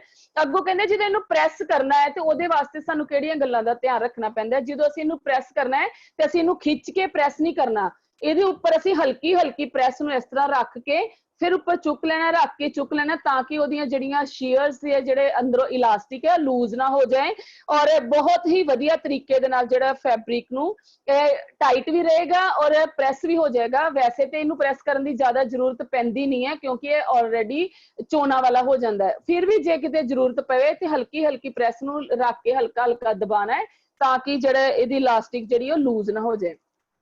ਅਗਲਾ ਪਾਰਟ ਹੈ ਸਾਡਾ ਨੈਕਲੇਸ ਐਂਡ ਨੈਕ ਲਾਈਨ। ਹੁਣ ਤੁਸੀਂ ਫਿਗਰਸ ਦੇ ਵਿੱਚ ਦੇਖ ਰਹੇ ਹੋ ਕਾਫੀ ਤਰੀਕੇ ਦੇ ਜਿਹੜੇ ਨੈਕ ਲਾਈਨਸ ਹੈ ਔਰ ਗਲਿਆਂ ਦੇ ਵਿੱਚ ਨੈਕਲੇਸ ਪਾਏ ਹੋਏ ਆ। ਇਹ ਦੇਖੋ ਫਿਗਰਸ ਮੈਂ ਤੁਹਾਨੂੰ ਦਿਖਾ ਰਹੀ ਹਾਂ। ਪਹਿਲਾ ਜਿਹੜਾ ਨੈਕ ਹੈਗਾ ਆਫ ਦਾ ਸ਼ੋਲਡਰ, ਜਿਹਦੇ ਸ਼ੋਲਡਰ ਡਿੱਗੇ ਹੋਏ ਹੈ ਤੇ ਨਾਲ ਉਹਦੇ ਨੈਕਲੇਸ ਵੀ ਪਾਇਆ ਹੈ। ਉਸ ਤੋਂ ਬਾਅਦ ਕਰਿਊ ਨੈਕ ਹੈ, ਉਹਦੇ ਨਾਲ ਵੀ ਨੈਕਲੇਸ ਪਾਇਆ ਹੈ ਔਰ ਨੈਕ ਲਾਈਨ ਵੀ ਤਿਆਰ ਹੋਈ ਹੈ। ਸਕੂਪ ਨੈਕ ਹੈ, ਉਹਦੇ ਨਾਲ ਗਲੇ ਦੇ ਨਾਲ ਲੱਗਾ ਹੋਇਆ ਇੱਕ ਨੈਕਲੇਸ ਪਾਇਆ ਹੈ ਔਰ ਜਿਹੜਾ ਗਲਾ ਥੋੜਾ ਸਾਡਾ ਡੀਪ ਹੈ ਔਰ ਬ੍ਰੌਡ ਵੀ ਹੈ। ਅੱਗੇ ਬਾਅਦ ਹੈ ਡਿਟੇਲਡ, ਉਹਦੇ ਵਿੱਚ ਦੇਖੋ ਨੈਕ ਦੇ ਵਿੱਚ ਵੀ ਸ਼ੇਪ ਨੈਕ ਹੈ ਔਰ ਉਹ ਡੋਰੀਆਂ ਦੇ ਨਾਲ ਜਿਹੜਾ ਉਹਨੂੰ ਸਜਾਇਆ ਹੈ ਔਰ ਬਿਲਕੁਲ ਗਲੇ ਦੇ ਉੱਪਰ ਜਿਹੜਾ ਉਹ ਨੈਕਲੇਸ ਜਿਹੜਾ ਹੈ ਉਹ ਵੀਅਰ ਕੀਤਾ ਹੈ। ਔਰ ਜਿਹੜੀ ਵੀ ਨੈਕ ਆ, ਵੀ ਨੈਕ ਦੇ ਵਿੱਚ ਵੀ ਦੇਖੋ ਪਾਈਪਿੰਗ ਲਗਾ ਕੇ ਨੈਕ ਨੂੰ ਤਿਆਰ ਕੀਤਾ ਹੈ। ਉਹਦੇ ਵਿੱਚ ਹਲਕੀ ਜੀ ਛੋਟੀ ਜੀ ਚੇਨ ਜਿਹੜੀ ਪਾ ਕੇ ਗਲੇ ਨੂੰ ਜਿਹੜਾ ਹੈ ਵਧੀਆ ਲੁੱਕ ਦਿੱਤੀ ਹੈ। ਇਹ ਜਿਹੜਾ ਸਾਡੀ ਨੈਕ ਲਾਈਨ ਵੀ ਜਿਹੜੀ ਸਾਡੀ ਕੰਸਟਰਕਸ਼ਨ ਔਰ ਡੈਕੋਰੇਸ਼ਨ ਦੇ ਵਿੱਚ ਇੱਕ ਖਾਸ ਭੂਮਿਕਾ ਨਿਭਾਉਂਦਾ ਹੈ ਔਰ ਮੇਨ ਜਿਹੜਾ ਸਾਡਾ ਕੱਪੜੇ ਦੀ ਪਾਰਟ ਹੈ, ਜਿਹੜਾ ਦਿੱਖ ਹੈ, ਉਹ ਨੈਕ ਲਾਈਨ ਦੇ ਉੱਪਰ ਹੀ ਡਿਪੈਂਡ ਕਰਦੀ ਹੈ। ਜੇ ਤੁਹਾਡੀ ਨੈਕ ਲਾਈਨ ਵਧੀਆ ਬਣੀ ਹੈ ਤੇ ਸਾਰਿਆਂ ਦਾ ਧਿਆਨ ਕੇਂਦਰਿਤ ਜਿਹੜਾ ਉਹ ਨੈਕ ਤੇ ਹੁੰਦਾ ਹੈ ਕਿਉਂਕਿ ਜਦੋਂ ਅਸੀਂ ਕਿਸੇ ਨਾਲ ਗੱਲ ਕਰਦੇ ਹਾਂ ਤੇ ਉਹਦਾ ਗੱਲ ਕਰਦਿਆਂ ਸਮੇਂ 10 ਤੋਂ 20 ਵਾਰ ਉਹਦਾ ਧਿਆਨ ਦੂਸਰੇ ਪਰਸਨ ਦਾ ਸਾਡੀ ਗਰਦਨ ਵੱਲ ਜਾਂਦਾ ਹੈ। ਜੇ ਸਾਡਾ ਗਲਾ ਹੀ ਠੀਕ ਤਰੀਕੇ ਨਾਲ ਕੰਸਟਰਕਸ਼ਨ ਨਾ ਹੋਈ ਹੋਏਗੀ, ਡੈਕੋਰੇਟ ਨਾ ਹੋਇਆ ਹੋਏਗਾ ਤੇ ਕੱਪੜਾ ਜਿਹੜਾ ਪਾਇਆ ਹੋਇਆ ਸੋਹਣਾ ਨਹੀਂ ਲੱਗਦਾ। ਅੱਗੇ ਅਸੀਂ ਗੱਲ ਕਰਦੇ ਹਾਂ ਪਾਕਿਟਸ ਦੀ। ਕਹਿੰਦੇ ਜਿਹੜੇ ਸੀਮ ਅਲਾਉਂਸ ਜਿਹੜਾ ਹੁੰਦਾ ਹੈ, ਜਿਹੜੇ ਅਸੀਂ ਸਿਲਾਈ ਹੱਕ ਰੱਖਦੇ ਆ, ਕਹਿੰਦੇ ਕਈ ਜਿਹੜੇ ਕੀ ਕਰਦੇ ਆ ਜਦੋਂ ਪੈਟਰਨ ਕੱਟਦੇ ਆ ਉਹਦੇ ਵਿੱਚ ਹੀ ਸਿਲਾਈ ਹੱਕ ਰੱਖ ਲੈਂਦੇ ਆ। ਉਸ ਤੋਂ ਬਾਅਦ ਜਦੋਂ ਅਸੀਂ ਉਸ ਪੈਟਰਨ ਦੇ ਵਿੱਚ ਹੀ ਸਿਲਾਈ ਹੱਕ ਰੱਖ ਕੇ ਜਦੋਂ ਅਸੀਂ ਕੱਪੜੇ ਦੇ ਉੱਤੇ ਕਟਿੰਗ ਕਰਦੇ ਆ ਤੇ ਜੇ ਨਾਪ ਦੇ ਵਿੱਚ ਕੋਈ ਚੇਂਜ ਕਰਨਾ ਹੈ ਫਿਰ ਸਾਨੂੰ ਮੈਜਰਮੈਂਟ ਦਾ ਕੋਈ ਪਤਾ ਨਹੀਂ ਲੱਗਦਾ ਕਿ ਕਿੱਥੋਂ ਅਸੀਂ ਖੁੱਲਾ ਰੱਖਣਾ ਸੀ, ਕਿੱਥੋਂ ਅਸੀਂ ਟਾਈਟ ਰੱਖਣਾ ਸੀ। ਇਸ ਲਈ ਕਹਿੰਦੇ ਜਿਹੜੇ important of seam allowance during drafting, drafting ਦੇ ਦੌਰਾਨ ਜਿਹੜਾ ਸੀਮ ਅਲਾਉਂਸ ਅਲੱਗ ਤੋਂ ਰੱਖਣਾ ਪੈਂਦਾ ਹੈ ਤਾਂ ਕਿ ਜੇ ਕਿਤੇ ਸਾਨੂੰ ਟਾਈਟ ਜਾਂ ਲੂਜ਼ ਕਰਨਾ ਪਵੇ ਤੇ ਅਸੀਂ ਸਿਲਾਈ ਹੱਕ ਤੋਂ ਬਾਹਰ ਸਿਲਾਈਆਂ ਜਿਹੜੀਆਂ ਉਹਦੀਆਂ ਮਾਰਕਿੰਗ ਹੈ ਦੁਬਾਰਾ ਕਰ ਸਕੀਏ। ਔਰ ਉਸ ਤੋਂ ਬਾਅਦ ਜਿਹੜੇ ਪਾਕਟਸ ਵੀ ਕਹਿੰਦੇ ਡਿਫਰੈਂਟ ਟਾਈਪਸ ਦੀਆਂ ਜਿਹੜੀਆਂ ਪਾਕਟਸ ਵੀ ਡਿਜ਼ਾਈਨ ਕੀਤੀਆਂ ਜਾਂਦੀਆਂ ਹੈ, ਜਿਹਦੇ ਵਿੱਚ ਕਹਿੰਦੇ ਕਿ ਇੱਕ ਹੈਂਕਰਚੀਫ ਪਾਕਟ ਹੈ, ਟਿਕਟ ਪਾਕਟ ਹੈ, ਵਾਚ ਪਾਕਟ ਹੈ ਔਰ ਕੋਇਨ ਪਾਕਟ ਹੈ। ਅਲੱਗ-ਅਲੱਗ ਤਰ੍ਹਾਂ ਦੀਆਂ ਜਿਹੜੀਆਂ ਪਾਕਟਸ ਵੀ ਹੈ ਇਹ ਵੀ ਇੱਕ ਡੈਕੋਰੇਟਿਵ ਪਰਪਸ ਦੇ ਨਾਲ ਲਗਾਈਆਂ ਜਾਂਦੀਆਂ। ਦੇਖੋ ਤੁਸੀਂ ਕੋਟ ਦੇਖ ਰਹੇ ਹੋ, ਕੋਟ ਦੇ ਉੱਪਰ ਪਾਕਟ ਲੱਗੀ ਹੈ, ਉਹਦੇ ਵਿੱਚ ਕਲਰਫੁਲ ਜਿਹੜਾ ਮਲਟੀ ਕਲਰਸ ਦਾ ਇੱਕ ਹੈਂਕੀ ਲਗਾਇਆ ਹੋਇਆ ਜਿਹੜਾ ਕਿ ਵਧੀਆ ਦਿੱਖ ਦੇ ਰਿਹਾ ਹੈ। ਇਹਦੇ ਵਿੱਚ ਅਸੀਂ ਅੱਜ ਕੱਲ ਕਹਿੰਦੇ ਇਹ ਜਿਹੜੀ ਪਾਕਟਸ ਹੈ ਮੋਬਾਈਲ ਪਾਉਣ ਦੇ ਵੀ ਕੰਮ ਆ ਰਹੀ ਹੈ ਔਰ ਜਿਹੜੇ ਪਾਕਟਸ ਹੈ ਲਗੇਜ ਨੂੰ ਵੀ ਲਗਾਈਆਂ ਜਾਂਦੀਆਂ ਹੈ। ਬੈਗ ਜਿਹੜੇ ਬੈਗ ਹੁੰਦੇ ਆ ਪੈਕ ਹੁੰਦੇ ਆ ਉਹਨਾਂ ਦੇ ਵਿੱਚ ਵੀ ਪੈਕਰਸ ਦੇ ਵੀ ਲਗਾਈਆਂ ਜਾਂਦੀਆਂ ਔਰ ਕਹਿੰਦੇ ਕਿ ਜਿਹੜੇ ਸਾਡਾ ਜਿਹੜਾ ਪਾਕਟਸ ਦਾ ਜਿਹੜਾ ਇਤਿਹਾਸ ਹੈ ਉਹ ਕੀ ਹੈ। ਕਹਿੰਦਾ historically pockets were used to store valuable item in today world. ਕਹਿੰਦਾ ਅੱਜ ਦੇ ਯੁੱਗ ਦੇ ਵਿੱਚ ਅਸੀਂ ਪਾਕਟ ਨੂੰ ਕਾਹਦੇ ਲਈ ਇਸਤੇਮਾਲ ਕਰਦੇ ਹਾਂ, ਇੱਕ ਆਪਣੀ ਵੈਲਿਊਏਬਲ ਜਿਹੜੀਆਂ ਚੀਜ਼ਾਂ ਅਸੀਂ ਪਾਕਟਸ ਦੇ ਵਿੱਚ ਰੱਖਦੇ ਹਾਂ, ਜਿੱਦਾਂ ਸਾਡਾ ਕੈਸ਼ ਹੁੰਦਾ ਹੈ, ਪੈਸੇ ਅਸੀਂ ਪਾਕਟ 'ਚ ਰੱਖਦੇ ਹਾਂ, ਕੋਈ ਇੰਪੋਰਟੈਂਟ ਡਾਕੂਮੈਂਟ ਅਸੀਂ ਪਰਸ ਦੇ ਵਿੱਚ ਪਾ ਕੇ ਪਰਸ ਨੂੰ ਆਪਣੀ ਪਾਕਟ 'ਚ ਰੱਖਦੇ ਹਾਂ, ਜਾਂ ਮੋਬਾਈਲ ਜਿਹੜਾ ਅਸੀਂ ਪਾਕਟਸ ਦੇ ਵਿੱਚ ਰੱਖਦੇ ਹਾਂ। ਅੱਜ ਜਿਹੜਾ ਸਾਡੇ ਪਾਕਟ ਦਾ ਇਸਤੇਮਾਲ ਆ ਉਹ ਵੈਲਿਊਏਬਲ ਚੀਜ਼ਾਂ ਨੂੰ ਸੰਭਾਲਣ ਦੇ ਲਈ ਕੀਤਾ ਜਾ ਰਿਹਾ। ਇਹ ਵੀ ਸਾਡੀ ਗਾਰਮੈਂਟਸ ਦੇ ਵਿੱਚ ਇੱਕ ਬਹੁਤ ਹੀ ਜਿਹੜਾ ਯੋਗਦਾਨ ਦੇ ਰਿਹਾ ਕੱਪੜੇ ਨੂੰ ਬਣਾਉਣ ਤੇ ਸਜਾਉਣ ਦੇ ਵਿੱਚ। ਅੱਗੋਂ ਆ ਜਾਂਦਾ important of washing some fabric before cutting and stitching. ਕਹਿੰਦਾ ਕੱਪੜੇ ਨੂੰ ਸਟਿਚ ਕਰਨ ਤੋਂ ਪਹਿਲਾਂ ਜਿਹੜਾ ਫੈਬਰਿਕ ਨੂੰ ਧੋਣਾ ਵੀ ਬਹੁਤ ਜ਼ਰੂਰੀ ਹੈ, ਉਹਨੂੰ ਸ਼ਰਿੰਕ ਕਰਨਾ ਵੀ ਜ਼ਰੂਰੀ ਹੈ ਤਾਂ ਕਿ ਜਿਹੜਾ ਕੱਪੜਾ ਦਾ ਕਾਟਨ ਦਾ ਕੱਪੜਾ ਹੈ ਪਹਿਲੇ ਸ਼ਰਿੰਕ ਹੋ ਜਾਏ। ਉਸ ਤੋਂ ਬਾਅਦ ਜਿਹੜੀ ਜਿਪ ਹੈ ਕਹਿੰਦਾ ਜਿਪ ਨੂੰ ਵੀ ਲਗਾਉਣਾ ਇੱਕ ਕੱਪੜੇ ਨੂੰ ਵਧੀਆ ਦਿੱਖ ਦੇਣਾ ਹੁੰਦਾ ਹੈ। ਜਿਸ ਤਰ੍ਹਾਂ ਜੈਕਟਸ ਨੂੰ ਜਿਪ ਲਗਾਉਣੀ ਹੈ, ਉਸ ਤੋਂ ਬਾਅਦ ਕੋਈ ਪਰਸ ਨੂੰ ਲਗਾਉਣੀ ਹੈ ਜਾਂ ਸੂਟ ਦੀ ਬੈਕ ਸਾਈਡ ਤੇ ਲਗਾਉਣੀ ਹੈ, ਬੱਚਿਆਂ ਦੇ ਸੂਟਾਂ ਤੇ ਲਗਾਉਣੀਆਂ ਹੈ। ਔਰ ਜਿਪ ਜਿਹੜੀਆਂ ਕਹਿੰਦੇ ਓਪਨ ਐਂਡ ਜਿਪ ਜਿਹੜੀਆਂ ਲਾਸਟ ਤੱਕ ਓਪਨ ਹੁੰਦੀਆਂ ਹੈ ਔਰ ਕੋਈ ਜਿਪ ਹੁੰਦੀਆਂ ਰਿਵਰਸੇਬਲ ਹੁੰਦੀਆਂ, ਦੋਨੋਂ ਸਾਈਡ ਤੇ ਘੁੰਮ ਜਾਂਦੀਆਂ। ਔਰ ਇੱਕ ਜਿਪ ਹੁੰਦੀ ਹੈ ਕਨਸੀਲ ਜਿਪ ਜਿਹੜੀ ਕਿ ਦਿਖਾਈ ਨਹੀਂ ਦਿੰਦੀ ਔਰ ਉਹਦੀ ਸਿਲਾਈਆਂ ਵੀ ਜਿਹੜੀਆਂ ਤੁਸੀਂ ਲਗਾਉਂਦੇ ਹੋ ਉਹ ਵੀ ਦਿਖਾਈ ਨਹੀਂ ਦਿੰਦੀਆਂ, ਇਨਵਿਜ਼ੀਬਲ ਜਿਪ ਜਿਹਨੂੰ ਕਿਹਾ ਜਾਂਦਾ ਹੈ। ਇਹ ਜਿਹੜੀ ਜਿਪ ਹੈ ਇਹ ਦਿਖਾਈ ਨਹੀਂ ਦਿੰਦੀ ਕਿਸ ਤਰ੍ਹਾਂ ਲੱਗੀ ਹੈ, ਬਟ ਸਿਰਫ ਇਹਦੀ ਕੁੰਡੀ ਹੀ ਦਿਖਾਈ ਦਿੰਦੀ ਹੈ। ਅੱਗੇ ਆ ਜਾਂਦਾ ਡੈਕੋਰੇਟਿਵ ਗਾਰਮੈਂਟ। ਪਿੱਛੇ ਅਸੀਂ ਗੱਲ ਕੀਤੀ ਕੰਸਟਰਕਸ਼ਨ ਆਫ ਗਾਰਮੈਂਟ, ਹੁਣ ਅਸੀਂ ਗੱਲ ਕਰ ਰਹੇ ਹਾਂ ਡੈਕੋਰੇਟਿੰਗ ਗਾਰਮੈਂਟ। ਡੈਕੋਰੇਟਿਵ ਗਾਰਮੈਂਟ ਕਹਿੰਦਾ ਕੀ ਹੈ, ਇਹਦੇ ਵਿੱਚ ਅਸੀਂ ਕਿਸ ਤਰ੍ਹਾਂ ਕੱਪੜੇ ਨੂੰ ਸਜਾਣਾ ਹੈ। ਕੱਪੜੇ ਨੂੰ ਸਜਾਉਣ ਵਾਸਤੇ ਕਹਿੰਦਾ garment are decorated based on the and uses by affixing sequins rhinestone embroidery. ਕਹਿੰਦਾ ਅਲੱਗ-ਅਲੱਗ ਤਰ੍ਹਾਂ ਦੀਆਂ ਜਿਹੜੀਆਂ ਅਸੀਂ ਵੈਰਾਈਟੀਜ਼ ਅਲੱਗ-ਅਲੱਗ ਤਰ੍ਹਾਂ ਦੀਆਂ ਅਸੀਂ ਸੀਕੁਐਂਸ ਛੋਟੇ-ਛੋਟੇ ਸਿਤਾਰੇ ਮੋਤੀ ਬੀਡਸ ਲਗਾ ਕੇ ਲੇਸ ਲਗਾ ਕੇ ਅਸੀਂ ਕੱਪੜੇ ਨੂੰ ਜਿਹੜਾ ਹੈ ਉਹ ਡੈਕੋਰੇਟ ਕਰਦੇ ਹਾਂ ਤਾਂ ਕਿ ਜਿਹੜਾ ਸਾਡਾ ਕੱਪੜਾ ਸੋਹਣਾ ਲੱਗੇ। ਜਿਹੜੇ ਕਿ ਅਸੀਂ ਅੱਗੇ ਡਿਸਕਸ ਕਰਾਂਗੇ ਕਿ ਕਿਹੜੇ-ਕਿਹੜੇ ਤਰੀਕਿਆਂ ਦੇ ਨਾਲ ਅਸੀਂ ਕੱਪੜੇ ਨੂੰ ਜਿਹੜਾ ਹੈ ਉਹ ਡਿਜ਼ਾਈਨ ਕਰ ਸਕਦੇ ਹਾਂ, ਕਢਾਈ ਕਰਕੇ ਅਸੀਂ ਕੱਪੜੇ ਨੂੰ ਸੋਹਣਾ ਬਣਾ ਸਕਦੇ ਹਾਂ। ਔਰ ਕਹਿੰਦੇ ਜਦੋਂ ਕੱਪੜੇ ਨੂੰ ਅਸੀਂ ਕਢਾਈ ਕਰਦੇ ਆ ਡਿਜ਼ਾਈਨ ਕਰਦੇ ਆ ਤੇ ਉਹ ਜਿਹੜਾ ਸੈਲਿੰਗ ਸਾਡਾ ਸੇਲ ਕਰਨ ਦਾ ਜਿਹੜਾ ਪਰਪਸ ਆ ਉਹਨੂੰ ਡੈਕੋਰੇਟ ਕਰਨ ਦਾ ਪਰਪਸ ਹੈ ਉਹ ਸਾਡਾ ਜਿਹੜਾ ਅਪੈਰਲ ਸੈਕਟਰ ਦੇ ਵਿੱਚ ਜਿਹੜਾ ਉਹ ਬਹੁਤ ਹੀ ਜ਼ਿਆਦਾ ਲਾਹੇਵੰਦ ਹੁੰਦਾ ਹੈ ਤਾਂ ਕਿ ਉਹਦੇ ਨਾਲ ਜਿਹੜਾ ਕੱਪੜਾ ਡੈਕੋਰੇਟ ਕੀਤਾ ਹੋਇਆ ਕੱਪੜਾ ਉਹਦੀ ਜਿਹੜੀ ਕੀਮਤ ਹੈ ਦੁੱਗਣੀ ਹੋ ਜਾਂਦੀ ਹੈ। ਪਲੇਨ ਕੱਪੜਾ ਔਰ ਦੂਸਰਾ ਕੱਪੜਾ ਜਦੋਂ ਅਸੀਂ ਡੈਕੋਰੇਟ ਕਰਕੇ ਹਲਕੇ ਜਿਹੇ ਥੋੜਾ ਜਿਹਾ ਉਹਦੇ ਉੱਪਰ ਦੇਖੋ ਤੁਸੀਂ ਕਈ ਵਾਰੀ ਹਲਕੇ ਜਿਹੇ ਛੋਟਾ ਜਿਹਾ ਇੱਕ ਪੈਚ ਲੱਗਾ ਹੁੰਦਾ ਹੈ ਜਾਂ ਛੋਟਾ ਜਿਹਾ ਫਲਾਵਰ ਬਣਿਆ ਹੁੰਦਾ ਹੈ ਤੇ ਉਹਦੇ ਨਾਲ ਹੀ ਜਿਹੜੀ ਉਹਦੀ ਕਾਸਟ ਦੇ ਵਿੱਚ ਵਾਧਾ ਹੁੰਦਾ। ਪਲੇਨ ਤੁਸੀਂ ਲਓ ਤੇ ਉਹ ਸਪੋਜ਼ ਕਰੋ ਪਲੇਨ 200 ਦਾ ਹੈ ਤੇ ਐਮਬ੍ਰੋਇਡਰੀ ਕਰਨ ਦੇ ਨਾਲ ਉਹ 400-450 ਦੀ ਸਾਡੀ ਚੀਜ਼ ਮਿਲਦੀ ਹੈ, ਮਤਲਬ 200-250 100-150 ਰੁਪਏ ਦਾ ਆਮ ਹੀ ਜਿਹੜਾ ਉਹਦੇ ਚ ਮਾਰਜਨ ਆ ਜਾਂਦਾ ਜਦੋਂ ਅਸੀਂ ਕੱਪੜੇ ਨੂੰ ਡੈਕੋਰੇਟ ਕਰਦੇ ਹਾਂ। ਹੁਣ ਅਸੀਂ ਕਹਿੰਦੇ ਕਿ ਡੈਕੋਰੇਟ ਕਰਨ ਵਾਸਤੇ ਸਾਨੂੰ ਕਿਹੜੀਆਂ-ਕਿਹੜੀਆਂ ਟੈਕਨੀਕਸ ਇਸਤੇਮਾਲ ਕਰਨੀਆਂ ਪੈਂਦੀਆਂ। ਕਹਿੰਦੇ ਐਮਬ੍ਰੋਇਡਰੀ ਕਰਨੀ ਪੈਂਦੀ ਹੈ, ਉਸ ਤੋਂ ਬਾਅਦ ਐਪਲਿਕ ਲਗਾਉਣਾ ਪੈਂਦਾ ਹੈ, by steaming, rick rack, 3D foam, sequins, ruffle, smocking, faggoting, challenging embroidery, lace motif, heat treatment, belt and bow, decorative fastener, laser etching, pocket, scallop edge, screen printing, direct to garment printing यानी कि digital printing on rhinestone. ਇਹ method ਜਿਹੜੇ ਇਸਤੇਮਾਲ ਕਰਕੇ ਅਸੀਂ ਜਿਹੜੇ ਕੱਪੜੇ ਨੂੰ ਡੈਕੋਰੇਟ ਕਰ ਸਕਦੇ ਹਾਂ। ਹੁਣ ਦੇਖੋ ਤੁਸੀਂ ਐਮਬ੍ਰੋਇਡਰੀ ਦੇਖੋ ਕਰਨ ਵਾਸਤੇ ਤੁਸੀਂ ਪਿਕਚਰ ਦੇਖ ਰਹੇ ਹੋ ਕਿ ਐਮਬ੍ਰੋਇਡਰੀ ਜਿਹੜੀ ਹੈ ਅਲੱਗ-ਅਲੱਗ ਸਟਿਚਸ ਦੇ ਨਾਲ ਕੀਤੀ ਜਾਂਦੀ ਹੈ। ਨੀਚੇ ਇੱਕ ਕੱਪੜਾ ਜਿਹੜਾ ਪਿਆ ਹੈ ਉਹਦੇ ਉੱਪਰ ਅਲੱਗ-ਅਲੱਗ ਤਰ੍ਹਾਂ ਦੀ ਜਿਹੜੀ ਐਮਬ੍ਰੋਇਡਰੀ ਹੋਈ ਹੈ। ਦੇਖੋ ਕਹਿੰਦੇ ਐਮਬ੍ਰੋਇਡਰੀ ਕਰਨ ਵਾਸਤੇ ਤੁਸੀਂ ਕੱਪੜੇ ਨੂੰ ਵਧੀਆ ਦਿੱਖ ਦੇਣ ਵਾਸਤੇ ਜਿਹੜੇ ਬੱਚਿਆਂ ਦੇ ਕੱਪੜਿਆਂ ਨੂੰ ਡਿਜ਼ਾਈਨ ਕਰਨ ਵਾਸਤੇ ਕਢਾਈਆਂ ਕਰ ਸਕਦੇ ਹੋ, ਮੋਟਿਫ ਲਗਾ ਸਕਦੇ ਹੋ, ਲੇਜ਼ੀ ਡੇਜ਼ੀ ਸਟਿਚ ਕਰ ਸਕਦੇ ਹੋ, ਬੁਲੀਅਨ ਸਟਿਚ ਕਰ ਸਕਦੇ ਹੋ। बच्चे दी जोग दे उपर तुसी कुछ ना कुछ डिजाइन कर सकते हो। इंस्टेड ऑफ एम्ब्रॉयडरी बीड और सीक्वेंस कैन बी अप्लाइड, और अलग अलग तरह के बीड्स, मोती और सीक्वेंस, छोटे छोटे सितारे जिहड़े वो लगा के तुसी कपड़े नू सोहनी दिख दे सकते हो। ये सारी डिटेल जिहड़ी तुसी स्लाइड तो पढ़ लो, मैं जिहड़ी सारी तुहानू एक्सप्लेन कर दिता है कि जो स्लाइड दे विच लिखिया है कि कपड़े नू एम्ब्रॉयडरी जिहड़ी करन वास्ते तुसी किस तरह किहड़ियां-किहड़ियां चीज़ां और किहड़ियां-किहड़ियां कढ़ाइयां इस्तेमाल कर सकते हो। अगे ਅਸੀਂ ਗੱਲ ਕਰਦੇ ਹਾਂ एप्लिक। एप्लिक देखो पैच कट्टिया होया कपड़े का, अलग अलग तरह के पैच कट के वो कपड़े के उत्ते तुसी अप्लाई कर सकते हो। इत्थे एक अमेरिकन जिहड़ा फ्लैग की तरह बनाया होया लोगो, और इनू तुसी कपड़े की जैकेट के उत्ते, बच्चों के कपड़िਆਂ के उपर, अलग तरह की कैप के उपर डिजाइन करके तुसी एप्लिक लगा के भी कपड़े नू डेकोरेट कर सकते हो। हुण आ जाती है बाय स्ट्रीमिंग। बाय स्ट्रीमिंग देखो उरेर पाइपिंग जिहड़ी है, बाय तुसी सारे पिछले चैप्टर मेरे जिहड़े उन्हां दे विच भी बायस पाइपिंग किस तरह तैयार की जाती है, कोड किस तरह की जाती है, फ्रिल किस तरह की जाती है, सारा कुछ डिस्कस किया सी। इस करके इस चैप्टर दे विच सिर्फ मेन साडा है कंस्ट्रक्शन किस तरह करनी है और ट्रिमिंग जिहड़ी ओहदी डेकोरेशन किस तरह करनी है, उहदे वास्ते तुहानूं अलग अलग मैथड जिहड़े एक्सप्लेन कर रही हैं। बाय स्ट्रीमिंग दे विच तुसी बटन लूप्स जिहड़े है और ओनू फ्रिल बना के भी तुसी बच्चों दी ड्रेसिस दे उपर लगा सकते हो, लेडीज दी बाहां ते, गले ते, स्लिट्स के उपर भी तुसी बाइस पाइपिंग का जिहड़ा ट्रिमिंग का इस्तेमाल कर सकते हो। अगे आ जाती है रिक रैक। रिक रैक जिहड़ी एक छोटी जी बहुत ही सस्ती जिहड़ी लैस है, जिग जैग की तरह है। इस देखो तुसी टॉप के उपर जिहड़ी टॉप दे हल्की जी स्कर्ट है उहदे उपर हेठां वाले हिस्से दे उपर घेरे ते रिक रैक दे नाल उहनूं डिजाइन कीता है, और वध तो वध 2 ਜਾਂ 3 रुपए मीटर जिहड़ी ये लैस आंदी है, इहदे नाल ही तुहाडा जिहड़ा गारमेंट है सोहनी लुक देण लग पैंदा है और वधिया तरीके नाल तुसी इसनूं डेकोरेट कर सकदे हो बहुत ही घट प्राइस दे उपर, और इहदे उपर तुसी छोटे छोटे सीक्वेंस भी नाल दी नाल अप्लाई कर सकदे हो। अगे आ जांदा है 3D फॉर्म एम्ब्रॉयडरी। तुसी कपड़िਆਂ ਦੇ ਉੱਪਰ 3D फॉर्म एम्ब्रॉयडरी भी कर सकते हो। फॉर्म लगा के तुसी देखो USA ਦਾ लोगो बनया कैप ਦੇ ਉੱਪਰ, और ਉਹਦੇ ਨਾਲ ਕੀ ਹੁੰਦਾ है एम्ब्रॉयडरी ਦੇ ਵਿੱਚ ਜਿਹੜਾ ਉਭਾਰ ਆ ਜਾਂਦਾ ਹੈ, ਜਿਹੜਾ ਦੇਖਣ ਨੂੰ ਦੂਰੋਂ ਹੀ ਚਮਕਦਾ ਹੈ, ਸੋਹਣਾ ਲੱਗਦਾ ਹੈ। ਇਹਦੇ ਨਾਲ ਵੀ ਤੁਸੀਂ ਅਲੱਗ-ਅਲੱਗ ਕੱਪੜਿਆਂ ਨੂੰ ਡੈਕੋਰੇਟ ਕਰ ਸਕਦੇ ਹੋ और सोहना बना के तुसी मार्केट ਦੇ ਵਿੱਚ अच्छा पैसा कमा सकते हो।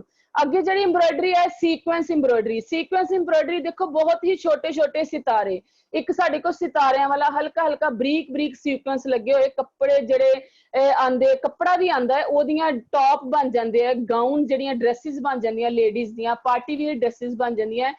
छोटे बच्चों नूं जिहड़े चमकदार कपड़े जिहड़े छोटे छोटे सीक्वेंस जिहड़े लगे हुंदे बहुत ही प्यारे लगदे हैं।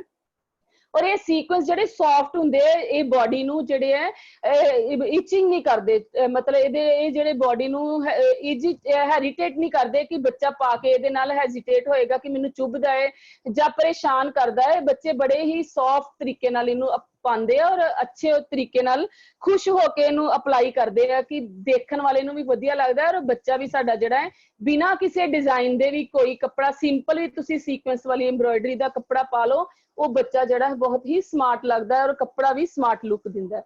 अगे आ जाता है रफल्स। रफल्स नूं भी तुसी देखो एक पूरी ड्रेस नूं रफल्स दे नाल फ्रिलां लगा के तुसी तैयार करके डेकोरेट कर सकते हो। बच्चों दी फ्रिलिज कर सकते हो, लेडीज के सूटां दे उपर भी लगा सकते हो, बाहां दे उपर लगा सकते हो। अलग अलग तरीके दा तुसी रफल्स जिहड़ियां फ्रिल बना के उन्होंने अप्लाई करके अपने दिमाग दे नाल अपनी एबिलिटी नाल, मैं पहले ही सब तो पहले ही कहा कि तुहाडी योग्यता, तुहाडी एबिलिटी, तुहाडी इन्वॉल्वमेंट ही तुहानूं दसेगी कि तुसी कपड़े नूं किस तरह डेकोरेट करना है, उन्होंने किस तरह बनाना है ताकि ओहदा जिहड़ा मार्केट दे विच जिहड़ा है अच्छी तरीके नाल सेल होए और तुहाडी जिहड़ा प्रोडक्ट है वधिया तरीके नाल मार्केट च विके। और उस तो बाद अगे आ जांदा स्मोकिंग। स्मोकिंग करके भी तुसी कपड़े नूं बहुत वधिया लुक दे सकदे हो।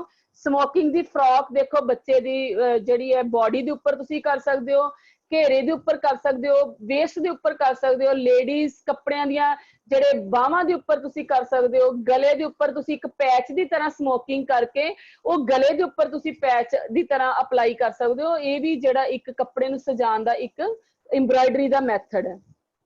अगे आ जांदा फेजोटिंग। फेजोटिंग देखो ये जिहड़ी फिगर दे विच तुसी लेडी देख रहे हो, इहदे जिहड़ी लैस दी तरह एक कपड़ा बनया होया वीविंग दे विच ही, इहदे विच कपड़े दे विच बनी हुई जिस तरह कढ़ाई हुई हुंदी है। यह जिहड़ा कपड़ा भी जिहड़ा इस तरह मार्केट च मिल जाए जिन्हों असीं जालीदार कपड़ा भी कह दिंदे आ, ਹਲਕਾ ਹਲਕਾ ਉਭਾਰ ਹੁੰਦਾ ਹੈ ਇਸ ਕੱਪੜੇ ਵਿੱਚ, ਫਲਫੀ ਵੀ ਹੁੰਦਾ ਹੈ ਔਰ ਸੌਫਟ ਵੀ ਹੁੰਦਾ ਹੈ ਪਾਇਆ ਹੋਇਆ। ਤੁਹਾਨੂੰ ਜਿਹੜਾ ਬੋਡੀ ਨੂੰ ਪਰੇਸ਼ਾਨ ਨਹੀਂ ਤੁਸੀਂ ਹੁੰਦੇ ਪਾ ਕੇ, ਬੜਾ ਸੌਫਟ ਔਰ ਵਧੀਆ ਲੁੱਕ ਦਿੰਦਾ ਹੈ। ਕਹਿੰਦੇ ਇਹ ਜਿਹੜੇ ਇਹਦੇ ਸੀਮ ਅਲਾਉਂਸ ਜਿਹੜੇ ਬਹੁਤ ਹੀ ਜਿਹੜਾ ਹੈ ਇਹਦੇ ਕੱਟ ਜੋਕ pattern, heavy paper with on inch allowance, ਕਹਿੰਦੇ ਇਹਦੇ ਜਿਹੜੇ ਪੈਟਰਨ ਤਿਆਰ ਕੀਤੇ ਬੱਚੇ ਦੇ ਕੱਪੜੇ ਦੇ ਉੱਤੇ ਹਲਕਾ ਜਿਹਾ ਵੀ ਤੁਸੀਂ ਬੋਡੀ ਦੇ ਉੱਪਰ ਜਾਂ ਇੱਕ ਛੋਟਾ ਜਿਹਾ ਪੈਚ ਕੱਟ ਕੇ ਵੀ ਤੁਸੀਂ ਇਹਦਾ ਲਗਾ ਦਿੰਦੇ ਹੋ ਤੇ ਉਹ ਜਿਹੜਾ ਕੱਪੜਾ ਤੁਹਾਡਾ ਵਧੀਆ ਜਿਹੜਾ ਲੱਗਦਾ ਹੈ। ਔਰ ਇਸ ਨੂੰ ਜਿਹੜਾ ਕਹਿੰਦਾ new tuck also the lower section of the blouse after folding in the seam allowance. ਕਹਿੰਦੇ ਜਦੋਂ ਇਹਦੇ ਧਾਗੇ ਨਿਕਲਦੇ ਆ, ਇਹਦੇ ਜਿਹੜਾ ਸਿਲਾਈ ਹੱਥ ਹੈ ਤੁਹਾਨੂੰ ਜ਼ਿਆਦਾ ਰੱਖਣਾ ਪਏਗਾ ਤਾਂ ਕਿ ਜਿਹੜਾ ਇਹਦੇ ਧਾਗੇ ਨਾ ਨਿਕਲਣ ਔਰ ਜਿਹੜਾ ਇਹ ਉਧੜੇ ਨਾ, ਕਿਉਂਕਿ ਇਹਦੀ ਵੀਵਿੰਗ ਦੇ ਵਿੱਚ ਹੀ ਸਾਰਾ ਕੁਝ ਇਹਦੀ ਜਾਲੀ ਬਣੀ ਹੋਈ ਹੈ।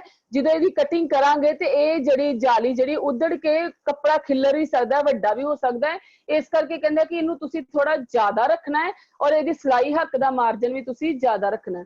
ਉਸ ਤੋਂ ਬਾਅਦ ਆ ਜਾਂਦਾ ਹੈ ਚੈਨਲਿੰਗ ਐਮਬਰਾਇਡਰੀ। ਇਹ ਦੇਖੋ ਜਿਹੜੀ ਇੱਕ ਐਮਬਰਾਇਡਰੀ ਕੀਤੀ ਹੋਈ ਹੈ, ਇਹ ਚੈਨਲਿੰਗ ਜਿਸ ਤਰ੍ਹਾਂ ਚਮਕੀਲੀ ਲਗਾ ਕੇ ਅਸੀਂ ਕਰਦੇ ਹਾਂ, ਇੱਕ ਸਟicker ਟਾਈਪ ਬਣਿਆ ਹੋਇਆ ਹੈ, ਲੈਟਰਸ ਬਣੇ ਹੋਏ ਹੈ ਜਿਹੜੇ ਕਿ ਜੈਕਟਸ ਦੇ ਉੱਪਰ ਕੀਤੇ ਜਾਂਦੇ ਆ, ਕੈਪ ਦੇ ਉੱਪਰ ਕੀਤੇ ਜਾਂਦੇ ਆ, ਜੀਨਾਂ ਤੇ ਕੀਤੇ ਜਾਂਦੇ ਆ, ਬੱਚਿਆਂ ਦੀ ਜਿਹੜੀ ਸ਼ਰਟਸ ਦੀ ਬੈਕ ਤੇ ਜਾਂ ਟੀ-ਸ਼ਰਟਸ ਦੇ ਉੱਪਰ ਜਿਹੜੇ ਇਸ ਤਰ੍ਹਾਂ ਐਮਬਰਾਇਡਰੀ ਕਰਕੇ ਵੀ ਅਸੀਂ ਕੱਪੜਿਆਂ ਨੂੰ ਡੈਕੋਰੇਟ ਕਰ ਸਕਦੇ ਹਾਂ ਔਰ ਵਧੀਆ ਲੁੱਕ ਦੇ ਸਕਦੇ ਹਾਂ। ਇਹਦੇ ਨਾਲ ਜਿਹੜਾ ਕਿ ਸ਼ਾਈਨਿੰਗ ਜਿਹੜੀ ਲੁੱਕ ਆ ਜਾਂਦੀ ਹੈ ਇੱਕ ਪਲੇਨ ਕੱਪੜੇ ਦੇ ਉੱਪਰ ਜਦੋਂ ਤੁਸੀਂ ਲਗਾਉਂਦੇ ਹੋ ਤੇ ਇਹ ਉਹ ਕੱਪੜੇ ਦੀ ਜਿਹੜੀ ਦਿੱਖ ਹੈ ਉਹ ਵਧੀਆ ਹੋ ਜਾਂਦੀ ਹੈ।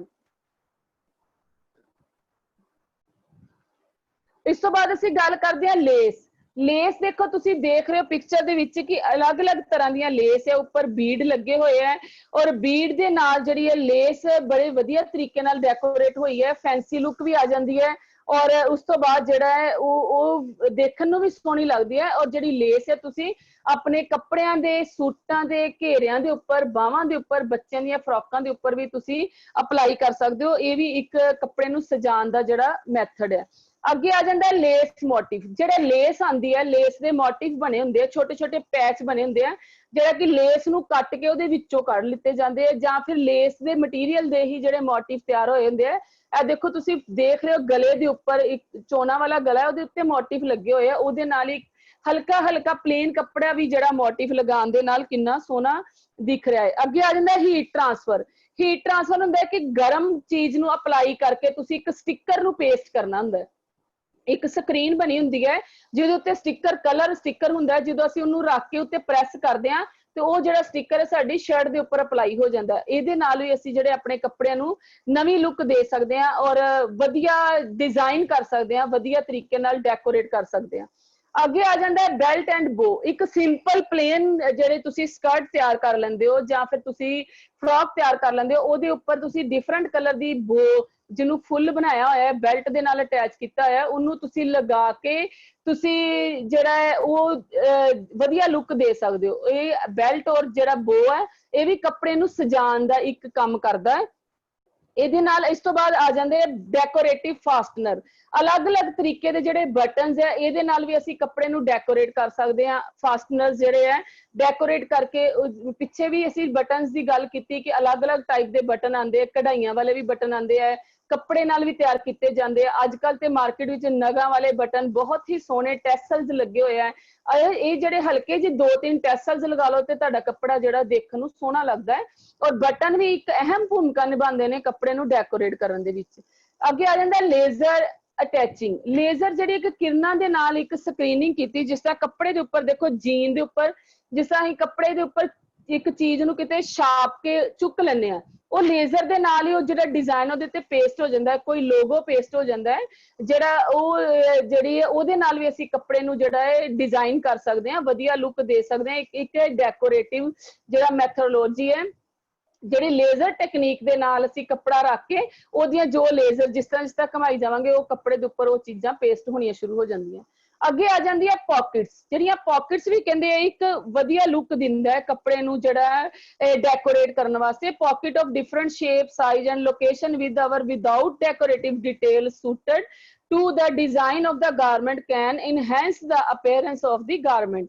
ਜਿਹੜਾ ਦੇਖੋ ਪਾਕਟ ਦੇ ਵਿੱਚ ਤੁਸੀਂ ਦੇਖ ਰਹੇ ਹੋ ਕਿ ਟੀ-ਸ਼ਰਟ ਦੇ ਉੱਪਰ ਡਿਫਰੈਂਟ ਕਲਰ ਦੀ ਪਾਕਟ ਲੱਗੀ ਹੈ ਔਰ ਉਹਦੇ ਨਾਲ ਹੀ ਜਿਹੜੀ ਟੀ-ਸ਼ਰਟ ਦੀ ਜਿਹੜੀ ਲੁੱਕ ਹੈ ਉਹ ਵਧੀਆ ਦਿਖਾਈ ਦੇਣ ਲੱਗ ਪਈ ਹੈ। ਇਹ ਵੀ ਇੱਕ ਅਲੱਗ ਹੀ पॉकेट्स ਦੀਆਂ ਸ਼ੇਪਸ ਤੁਸੀਂ ਲਗਾ ਸਕਦੇ ਹੋ। ਪॉकेट ਵਾਲੇ ਚੈਪਟਰ 'ਚ ਤੁਸੀਂ ਸਾਰੀਆਂ ਸ਼ੇਪਸ ਜਿਹੜੀਆਂ ਉਹ ਸਟੱਡੀ ਕੀਤੀਆਂ, ਉਹ ਤੁਸੀਂ ਕੋਈ ਵੀ ਸ਼ੇਪ ਜਿਹੜੀ ਹੈ ਆਪਣੀ ਪॉकेट्स ਦੀ ਅਪਲਾਈ ਕਰ ਸਕਦੇ ਹੋ। ਅੱਗੇ ਆ ਜਾਂਦੀ ਹੈ ਸਕੈਲੋਪ। ਸਕੈਲੋਪ ਵੀ ਇੱਕ ਕਹਿੰਦਾ ਐਜਿੰਗ ਕੀ ਹੈ, ਇੱਕ ਝਾਲਰ ਹੈ। ਜਿਸ ਤਰ੍ਹਾਂ ਕਿ ਲੈਸ ਹੁੰਦੀ ਹੈ, ਇਸੇ ਤਰ੍ਹਾਂ ਇੱਕ ਝਾਲਰ ਬਣੀ ਹੋਈ ਹੈ। ਝਾਲਰ ਨੂੰ ਵੀ ਲਗਾ ਕੇ ਤੁਸੀਂ ਜਿਹੜੇ ਕਿਨਾਰਿਆਂ ਨੂੰ ਸੋਹਣੀ ਲੁੱਕ ਦੇ ਸਕਦੇ ਹੋ। ਆਪਣੇ ਕਿਨਾਰੇ ਜਿਹੜੇ ਬੈੱਡ ਸ਼ੀਟਸ ਦੇ, ਟੇਬਲ ਕਲੌਥ ਦੇ ਜਾਂ ਆਪਣੇ ਸੂਟ ਦੇ ਘੇਰੇ ਦੇ ਉੱਪਰ ਤੁਸੀਂ ਲਗਾ ਸਕਦੇ ਹੋ। ਬੱਚਿਆਂ ਦੀਆਂ ਫਰਾਕਾਂ ਦੇ ਉੱਪਰ ਘੇਰੇ ਲਗਾ ਕੇ ਤੁਸੀਂ ਐਜਿੰਗ ਜਿਹੜੇ ਉਹਨੂੰ ਸੁੰਦਰ ਬਣਾ ਸਕਦੇ ਹੋ। ਇਹ ਵੀ ਇੱਕ ਵਧੀਆ ਮੈਥਡ ਹੈ ਜਿਹੜਾ ਕੱਪੜੇ ਨੂੰ ਡੈਕੋਰੇਟ ਕਰਨ ਵਾਸਤੇ। ਇਸ ਤੋਂ ਬਾਅਦ ਆ ਜਾਂਦੀ ਹੈ ਸਾਡੇ ਕੋਲ ਸਕਰੀਨ ਪੇਂਟਿੰਗ। ਸਕਰੀਨ ਪੇਂਟਿੰਗ ਦੇ ਨਾਲ ਦੇਖੋ ਇੱਕ ਲਾਈਨ ਬਣਿਆ ਹੋਇਆ, ਉਹਦਾ ਫੇਸ ਬਣਿਆ। ਇਹ ਸਕਰੀਨ ਪੇਂਟਿੰਗਸ ਜਿਹੜੀਆਂ, ਜਿਸ ਤਰ੍ਹਾਂ ਕਿ ਜਿਹੜੇ ਸਾਡੇ ਸਪੋਰਟਸ ਦੇ ਕੱਪੜੇ ਹੁੰਦੇ ਆ, ਐਡੀਡਾਸ ਦਾ ਲੋਗੋ ਲੱਗਾ ਹੁੰਦਾ ਹੈ, ਨਾਈਕੀ ਦਾ ਲੱਗਾ ਹੁੰਦਾ ਹੈ ਜਾਂ ਕਿਸੇ ਹੋਰ ਕੰਪਨੀ ਦਾ ਲੱਗਾ ਹੁੰਦਾ ਹੈ, ਉਹ ਸਾਰੇ ਜਿਹੜੇ ਸਕਰੀਨਿੰਗ ਕਰਕੇ ਲਗਾਏ ਜਾਂਦੇ ਆ। ਸਕਰੀਨ ਇੱਕ ਪਲਾਸਟਿਕ ਦੀ ਸ਼ੀਟ ਹੁੰਦੀ ਹੈ, ਉਹਦੇ ਉੱਤੇ ਸਕਰੀਨ ਦੇ ਨਾਲ ਜੋ ਵੀ ਤੁਸੀਂ ਲੋਗੋ ਬਣਾਉਣਾ ਹੁੰਦਾ ਉਹਨੂੰ ਬਣਾ ਲਿਆ ਜਾਂਦਾ। ਉਸ ਤੋਂ ਬਾਅਦ ਵਿੱਚੋਂ ਕਟਿੰਗ ਕਰ ਦਿੱਤੀ ਜਾਂਦੀ ਹੈ। ਉਸ ਤੋਂ ਬਾਅਦ ਉਹ ਜਾਲੀ ਜਿਹੜਾ ਕੱਪੜਾ ਹੁੰਦਾ ਹੈ, ਉਹਦੇ ਉੱਪਰੋਂ ਦੀ ਜਦੋਂ ਤੁਸੀਂ ਕਲਰ ਨੂੰ ਅਪਲਾਈ ਕਰਦੇ ਹੋ ਤੇ ਉਹ ਜਿਹੜਾ ਕਲਰ ਤੁਸੀਂ ਜਦੋਂ ਅਪਲਾਈ ਕਰਕੇ ਉਹਨੂੰ ਪੇਸਟਿੰਗ ਕਰਦੇ ਹੋ ਤੇ ਉਹ ਜਿਹੜੀ ਸਕਰੀਨ ਦੇ ਥਰੂ ਤੁਹਾਡਾ ਜਿਹੜਾ ਕਲਰ ਹੈ ਉਹ ਤੁਹਾਡੇ ਕੱਪੜੇ ਦੇ ਉੱਪਰ ਪੇਸਟ ਹੋ ਜਾਂਦਾ। ਉਸ ਤੋਂ ਬਾਅਦ ਸੁੱਕਣ ਤੋਂ ਬਾਅਦ ਜਿਹੜੀ ਇਹ ਪੇਂਟਿੰਗ ਹੋ ਜਾਂਦੀ ਹੈ, ਇਸ ਨੂੰ ਸਕਰੀਨ ਪੇਂਟਿੰਗ ਕਹਿੰਦੇ ਆ। ਉਸ ਤੋਂ ਬਾਅਦ ਆ ਜਾਂਦਾ ਹੈ ਡਿਜੀਟਲ ਪ੍ਰਿੰਟਿੰਗ। ਕੱਪੜੇ ਦੇ ਉੱਪਰ ਕਹਿੰਦੇ ਤੁਸੀਂ ਡਾਇਰੈਕਟ ਜਿਹੜੀ ਪ੍ਰਿੰਟਿੰਗ ਵੀ ਕਰ ਸਕਦੇ ਹੋ ਔਰ ਡਿਜੀਟਲ ਪ੍ਰਿੰਟ ਵੀ ਕਰ ਸਕਦੇ ਹੋ। ਸਿੰਪਲ ਕੱਪੜੇ ਦੇ ਉੱਪਰ ਤੁਸੀਂ ਹਲਕਾ ਜਿਹਾ ਦੇਖੋ ਫਲਾਵਰ ਨੂੰ ਪ੍ਰਿੰਟ ਕੀਤਾ ਹੈ ਤੇ ਇੱਕ ਵਧੀਆ ਜਿਹੜਾ ਡੈਕੋਰੇਟ ਹੋ ਗਿਆ ਹੈ। ਉਸ ਤੋਂ ਬਾਅਦ ਆ ਜਾਂਦਾ ਹੈ ਰਾਈਨਸਟੋਨ। ਦੇਖੋ ਇੱਕ ਲੜਕੀ ਦੇ ਨੇ ਬਲਾਊਜ਼ ਪਾਇਆ ਹੋਇਆ ਹੈ, ਟ੍ਰਾਂਸਪੇਰੈਂਟ ਕੱਪੜੇ ਦੇ ਉੱਪਰ ਸਟੋਨਸ ਲੱਗੇ ਹੋਏ ਆ ਡਿਫਰੈਂਟ ਸਾਈਜ਼ ਦੇ। ਇਹ ਜਿਹੜੇ ਟ੍ਰੈਡੀਸ਼ਨਲ ਜਿਹੜੇ ਸੀਕੁਐਂਸ ਹੈ, ਇਹ ਜਿਹੜੀ ਲੁੱਕ ਹੈ ਵਧੀਆ ਦਿੰਦੇ ਆ ਲੜਕੀ ਦੀ ਜਿਹੜੀ ਹੈ ਗਾਰਮੈਂਟ ਸੈਕਟਰ ਦੇ ਵਿੱਚ। ਤੁਸੀਂ ਇਸ ਤਰ੍ਹਾਂ ਡੈਕੋਰੇਟ ਕਰਕੇ ਬ੍ਰਾਈਡਲ ਕੱਪੜੇ ਵੀ ਜਿਹੜੇ ਡਿਜ਼ਾਈਨ ਕਰ ਸਕਦੇ ਹੋ, ਪਾਰਟੀ ਵੇਅਰ ਕੱਪੜੇ ਵੀ ਡਿਜ਼ਾਈਨ ਕਰ ਸਕਦੇ ਹੋ। ਡਿਫਰੈਂਟ ਤਰ੍ਹਾਂ ਦੇ ਜਿਹੜੇ ਰਾਈਨਸਟੋਨ ਹੈ, ਇੱਕ ਰਾਈਨਸਟੋਨ ਜਿਹੜੇ ਲਗਾਉਣ ਦਾ ਮੈਥਡ ਔਰ ਉਹਨੂੰ ਅਪਲਾਈ ਕਿੱਥੇ ਕਰਨਾ ਹੈ, ਉਹ ਤੁਸੀਂ ਆਪਣੇ ਅਪੀਅਰੈਂਸ ਦੇ ਨਾਲ, ਆਪਣੀ ਦਿੱਖ ਦੇ ਨਾਲ ਤੁਸੀਂ ਦੇਖਣਾ ਹੈ ਕਿ ਤੁਸੀਂ ਨੌਲੇਜ ਦੇ ਨਾਲ ਤੁਸੀਂ ਡਿਸਾਈਡ ਕਰਨਾ ਕਿ ਅਸੀਂ ਕਿੱਥੇ ਅਸੀਂ ਸੀਕੁਐਂਸ ਜਿਹੜੇ ਅਪਲਾਈ ਕਰ ਸਕਦੇ ਹਾਂ।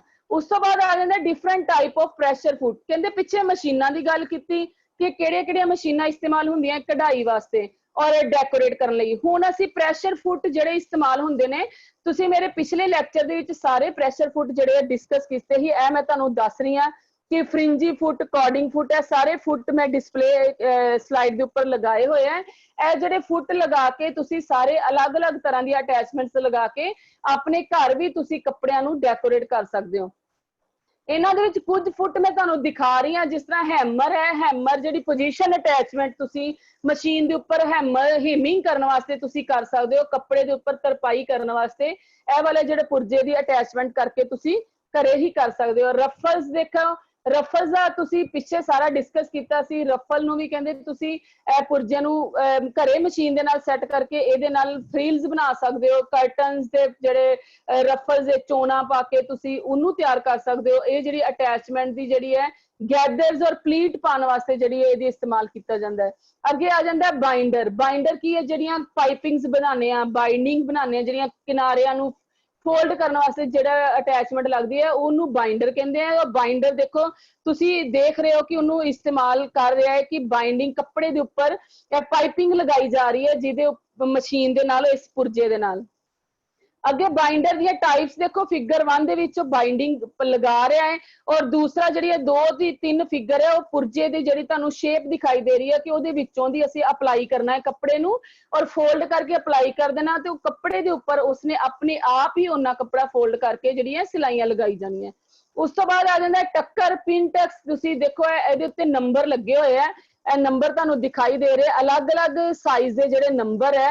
ਇਹਨੂੰ ਤੁਸੀਂ ਇਹਦੇ ਹਿਸਾਬ ਨਾਲ ਤੁਸੀਂ ਜਿਹੜਾ ਵਿਚਲਾ ਗੈਪ ਹੈ ਟਕਸ ਦੇ ਵਿਚਲਾ ਉਹਨੂੰ ਤੁਸੀਂ ਸੈੱਟ ਕਰਨਾ ਹੈ ਔਰ ਆਪਣੇ ਆਪ ਹੀ ਜਦੋਂ ਤੁਸੀਂ ਮਸ਼ੀਨ ਚਲਾਣੀ ਆ ਉਹਨੇ ਪੁਰਜੇ ਨੇ ਜਿਹੜਾ ਅਟੈਚਮੈਂਟ ਨੇ ਆਪਣੇ ਆਪ ਹੀ ਜਿਹੜੇ ਪਿੰਟਕਸ ਜਿਹੜੇ ਉਹ ਪਾਣੇ ਸ਼ੁਰੂ ਕਰ ਦੇਣੇ ਆ। ਇਸ ਤੋਂ ਬਾਅਦ ਆ ਜਾਂਦਾ ਹੈ ਗੈਦਰਿੰਗ ਫੁੱਟ। ਗੈਦਰਿੰਗ ਫੁੱਟ ਦੇਖੋ ਇਹ ਚੋਣਾ ਪਾਉਣ ਵਾਲਾ ਇੱਕ ਪੁਰਜਾ ਹੈ ਜਿਹਦੇ ਨਾਲ ਅਸੀਂ ਫਰਾਕਾਂ ਦੀਆਂ ਚੋਣਾ ਪਾਉਂਦੇ ਆ, ਨਾਈਟੀ ਦੀਆਂ ਚੋਣਾ ਪਾ ਲੈਂਦੇ ਆ।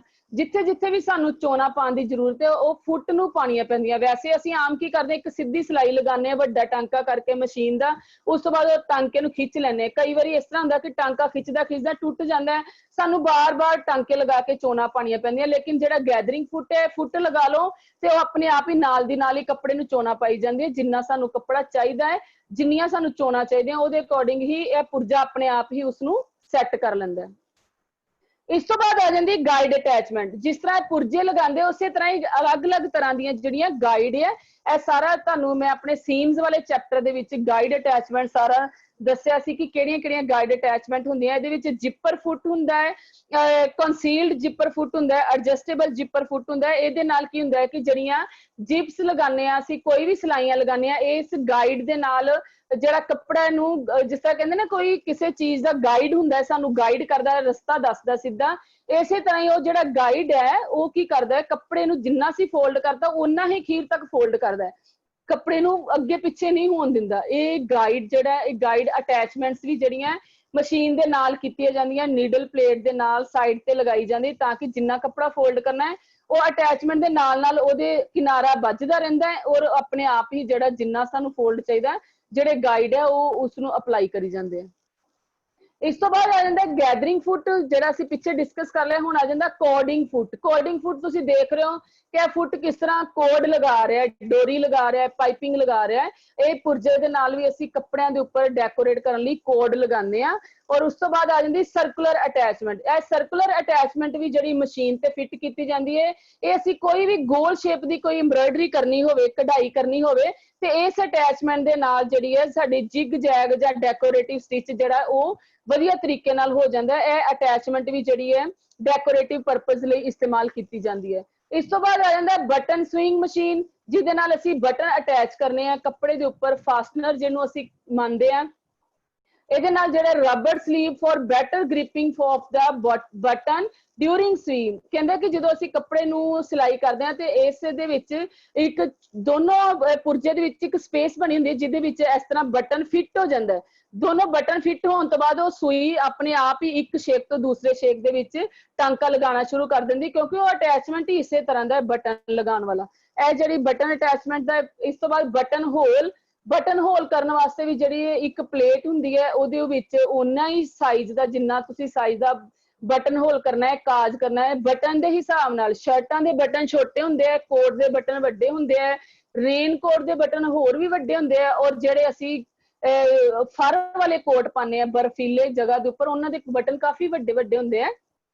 ਉਸੇ ਹਿਸਾਬ ਨਾਲ ਹੀ ਜਿਹੜੀ ਬਟਨ ਹੋਲ ਦੀ ਜਿਹੜੀ ਅਸੀਂ ਸੈਟਿੰਗ ਕਰ ਲੈਂਦੇ ਕਿ ਸਾਨੂੰ ਕਿੰਨੀ ਲੰਬਾਈ ਦਾ, ਕਿੰਨੇ ਇੰਚ ਦਾ ਸਾਨੂੰ ਬਟਨ ਹੋਲ ਕਰਨਾ ਹੈ, ਉਹਦੀ ਸੈਟਿੰਗ ਕਰਨ ਦੇ ਨਾਲ ਉਹ ਬਟਨ ਹੋਲ ਆਪਣੇ ਆਪ ਹੀ ਜਿਹੜਾ ਬਟਨ ਹੋਲ ਹੋ ਜਾਂਦਾ ਹੈ। ਉਸ ਤੋਂ ਬਾਅਦ ਬਟਨ ਹੋਲ ਫੁੱਟ ਹੈ। ਦੇਖੋ ਤੁਸੀਂ ਪਿਕਚਰ ਦੇ ਵਿੱਚ ਅਲੱਗ-ਅਲੱਗ ਤਰ੍ਹਾਂ ਦੇ ਜਿਹੜੇ ਸਾਈਜ਼ ਦੇ ਫੁੱਟ ਵੀ ਦਿਖਾਈ ਦੇ ਰਹੇ ਆ। ਇਹ ਜਿਹੜੇ ਅਸੀਂ ਆਪਣੇ ਘਰ ਵੀ ਇਸਤੇਮਾਲ ਕਰ ਸਕਦੇ ਹਾਂ ਅਟੈਚਮੈਂਟ। ਇਹ ਬਹੁਤ ਹੀ ਸਸਤੀ ਜਿਹੜੀ ਅਵੇਲੇਬਲ ਮਾਰਕੀਟ ਦੇ ਵਿੱਚ ਮਿਲ ਜਾਂਦਾ ਹੈ। ਫਿਰ ਆ ਜਾਂਦਾ ਥ੍ਰੈਡ ਗਾਈਡ, ਜਿਹੜਾ ਕਿ ਸੂਈ ਚ ਧਾਗਾ ਪਾਉਣ ਵਾਲਾ ਜਿਹੜੇ ਗਾਈਡ ਹੁੰਦੇ, ਜਿਸ ਤਰ੍ਹਾਂ ਅਲੱਗ-ਅਲੱਗ ਸ਼ੇਪ ਬਣੇ ਹੁੰਦੇ ਸਾਡੇ ਮਸ਼ੀਨ ਦੇ ਵਿੱਚ, ਜਿਹਨੇ ਮਤਲਬ ਧਾਗੇ ਨੂੰ ਗਾਈਡ ਕਰਨਾ ਹੈ ਔਰ ਧਾਗੇ ਨੂੰ ਸਹੀ ਦਿਸ਼ਾ ਦੇਣੀ ਹੈ ਤਾਂ ਕਿ ਸਟਿਚ ਜਿਹੜੇ ਸਾਡੀ ਵਧੀਆ ਤਰੀਕੇ ਨਾਲ ਅਪਲਾਈ ਹੋ ਜਾਏ। ਇਹ ਗਾਈਡ ਦੇਖੋ ਪਿਕਚਰ ਦੇ ਵਿੱਚ ਫਰਿੰਜੀ ਫੁੱਟ ਹੈ, ਕੋਡਿੰਗ ਫੁੱਟ ਹੈ, 5 ਹੋਲ ਕੋਡਿੰਗ ਫੁੱਟ ਹੈ। ਇਹ ਅਲੱਗ-ਅਲੱਗ ਤਰ੍ਹਾਂ ਦੇ ਜਿਹੜੇ ਗਾਈਡਸ ਹੈ, ਇਹ ਵੀ ਸਾਡੇ ਜਿਹੜੇ ਮਾਰਕੀਟ ਦੇ ਵਿੱਚ ਅਵੇਲੇਬਲ ਹੈ। ਤੁਸੀਂ ਨਾਮ ਪੜ੍ਹ ਸਕਦੇ ਹੋ, ਨਾਮ ਤੋਂ ਹੀ ਤੁਸੀਂ ਮਾਰਕੀਟ ਦੇ ਵਿੱਚ ਪਰਚੇਜ਼ ਕਰ ਸਕਦੇ ਹੋ। ਵੈਸੇ ਵੀ ਜਿਹੜੀ ਵੀ ਚੀਜ਼ ਲਈ ਤੁਸੀਂ ਅਪਲਾਈ ਕਰਨਾ ਹੈ, ਉਹ ਅਪਲਾਈ ਕਰਨ ਵਾਲਾ ਫੁੱਟ ਵੀ ਮਿਲ ਜਾਂਦਾ ਹੈ ਮਾਰਕੀਟ ਚੋਂ, ਔਰ ਗਾਈਡ ਵੀ ਅਵੇਲੇਬਲ ਹੈ ਔਰ ਬਹੁਤ ਹੀ ਘੱਟ ਪੈਸਿਆਂ ਦੇ ਵਿੱਚ ਮਿਲ ਜਾਂਦਾ ਹੈ। ਅੱਗੇ ਆ ਜਾਂਦਾ ਫੋਲਡਰ, ਜਿਹਦੇ ਨਾਲ ਅਸੀਂ ਪਾਈਪਿੰਗ ਨੂੰ ਫੋਲਡ ਕਰਨਾ ਹੈ, ਬੈਲਟ ਨੂੰ ਫੋਲਡ ਕਰਨਾ ਹੈ, ਜਾਂ ਲੁੱਪੀਆਂ ਜਿਹੜੀਆਂ ਪੈਂਟ ਦੀਆਂ ਬਣਾਉਣੀਆਂ ਉਸ ਨੂੰ ਫੋਲਡ ਕਰਨ ਵਾਸਤੇ ਸਾਨੂੰ ਇਹ ਵਾਲੇ ਪੁਰਜੇ ਦੀ ਜ਼ਰੂਰਤ ਪੈਂਦੀ ਹੈ, ਫੋਲਡਰ ਦੀ, ਜਿਹੜਾ ਕਿ ਫੋਲਡ ਕਰਕੇ ਰੱਖਦਾ ਹੈ। ਇਸ ਦੇ ਨਾਲ ਹੀ ਸਾਡਾ ਜਿਹੜਾ ਅੱਜ ਦਾ ਟੌਪਿਕ ਹੈ ਡੈਕੋਰੇਟਿਵ ਕੰਸਟਰਕਸ਼ਨ, ਔਰ ਡੈਕੋਰੇਟਿਵ ਜਿਹੜਾ ਕਿਸ ਤਰ੍ਹਾਂ ਕਰਨੀ ਹੈ ਅਸੀਂ ਮਸ਼ੀਨਾਂ ਦੇ ਨਾਲ, ਔਰ ਕੱਪੜਿਆਂ ਨੂੰ ਅਸੀਂ ਕਿਹੜੇ ਮੈਥਡ ਦੇ ਨਾਲ ਜਿਹੜਾ ਉਹ ਡੈਕੋਰੇਟ ਕਰ ਸਕਦੇ ਹਾਂ, ਸਜਾ ਸਕਦੇ ਹਾਂ, ਜਿਹੜਾ ਮੈਂ ਤੁਹਾਨੂੰ ਸਾਰਾ ਅੱਜ ਆਪਣੇ ਟੌਪਿਕ ਦੇ ਵਿੱਚ ਐਕਸਪਲੇਨ ਕੀਤਾ।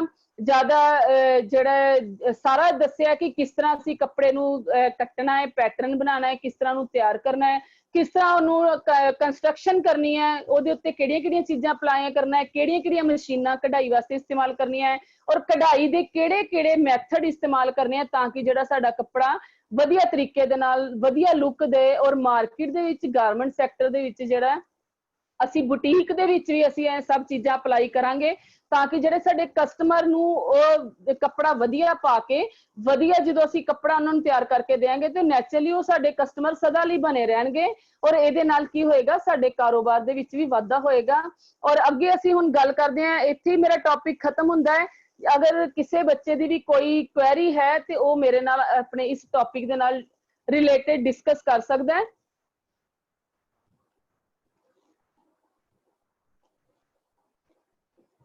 ਕਿਸੇ ਦੀ ਕੋਈ ਕੁਐਰੀ ਹੈ ਸਰ, ਪਲੀਜ਼ ਅਨਮਿਊਟ ਕਰ ਦਿਓ ਪਲੀਜ਼ ਸਰ 2 ਮਿੰਟ ਲਈ।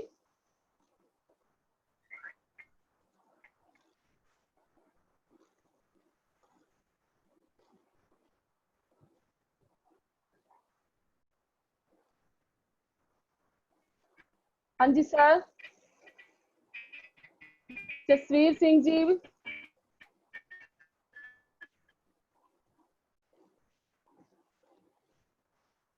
ਲੱਗਦਾ ਜਸਵੀਰ ਸਿੰਘ ਜੀ ਦੀ ਆਵਾਜ਼ ਨਹੀਂ ਆ ਰਹੀ ਮੈਡਮ। ਹਾਂਜੀ हेलो। ਹਾਂਜੀ हेलो। हाँ जी, कौन बोल रहा है जी? हेलो। हाँ जी बेटा हेलो। बोलो। हाँ जी मैम, सत श्री अकाल। सत श्री अकाल जी। हाँ जी मैम, ਤੁਹਾਡਾ ਮੈਮ ਲੈਕਚਰ ਤਰੀਕੇ ਨਾਲ ਤੁਸੀਂ ਸਮਝਾਉਣੇ ਆ ਸਾਨੂੰ। ਹਾਂਜੀ ਮੈਮ, ਮੈਂ ਇਹ ਪੁੱਛਣਾ ਚਾਹੁੰਦੀ ਸੀ ਜੋ ਇਹ ਪੁਰਜੇ ਨੇਗੇ ਇਹ ਆਪਣੀ ਜੋ ਘਰ ਦੇ ਵਿੱਚ ਵਰਤੇ ਜਾਣ ਵਾਲੀ ਆਮ ਮਸ਼ੀਨ ਹੈ ਉਹਦੇ ਵਿੱਚ ਯੂਜ਼ ਹੋ ਸਕਦੇ ਹੈਗੇ? ਹਾਂਜੀ ਬੇਟੇ, ਸਾਰੇ ਜਿਹੜੇ ਪੁਰਜੇ ਉਹਨਾਂ ਦੇ ਵਿੱਚ ਇਸਤੇਮਾਲ ਹੋ ਸਕਦੇ ਆ। ਕੁਝ ਅਟੈਚਮੈਂਟ ਸਿਰਫ ਜਿਹੜਾ ਤੁਸੀਂ ਮਸ਼ੀਨ ਤੇ ਦੇਖੋ ਹਲਕਾ ਜਿਹਾ ਇੱਕ ਪੈਰ ਬਣਿਆ ਹੁੰਦਾ ਹੈ, ਉਹ ਪੈਰ ਨੂੰ ਜਦੋਂ ਤੁਸੀਂ ਹੱਥ ਲਗਾਉਂਦੇ ਹੋ ਤੇ ਉਹ ਹਿੱਲਦਾ ਹੈ।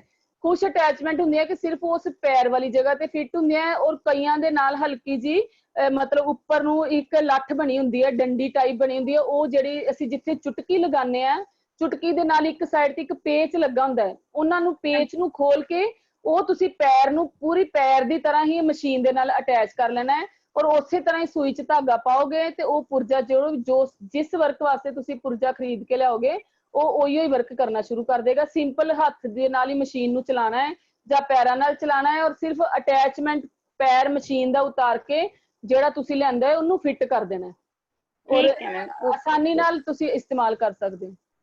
ਠੀਕ ਹੈ ਮੈਡਮ ਜੀ, thank you very much. Okay ਜੀ, ਸਤਿ ਸ਼੍ਰੀ ਅਕਾਲ।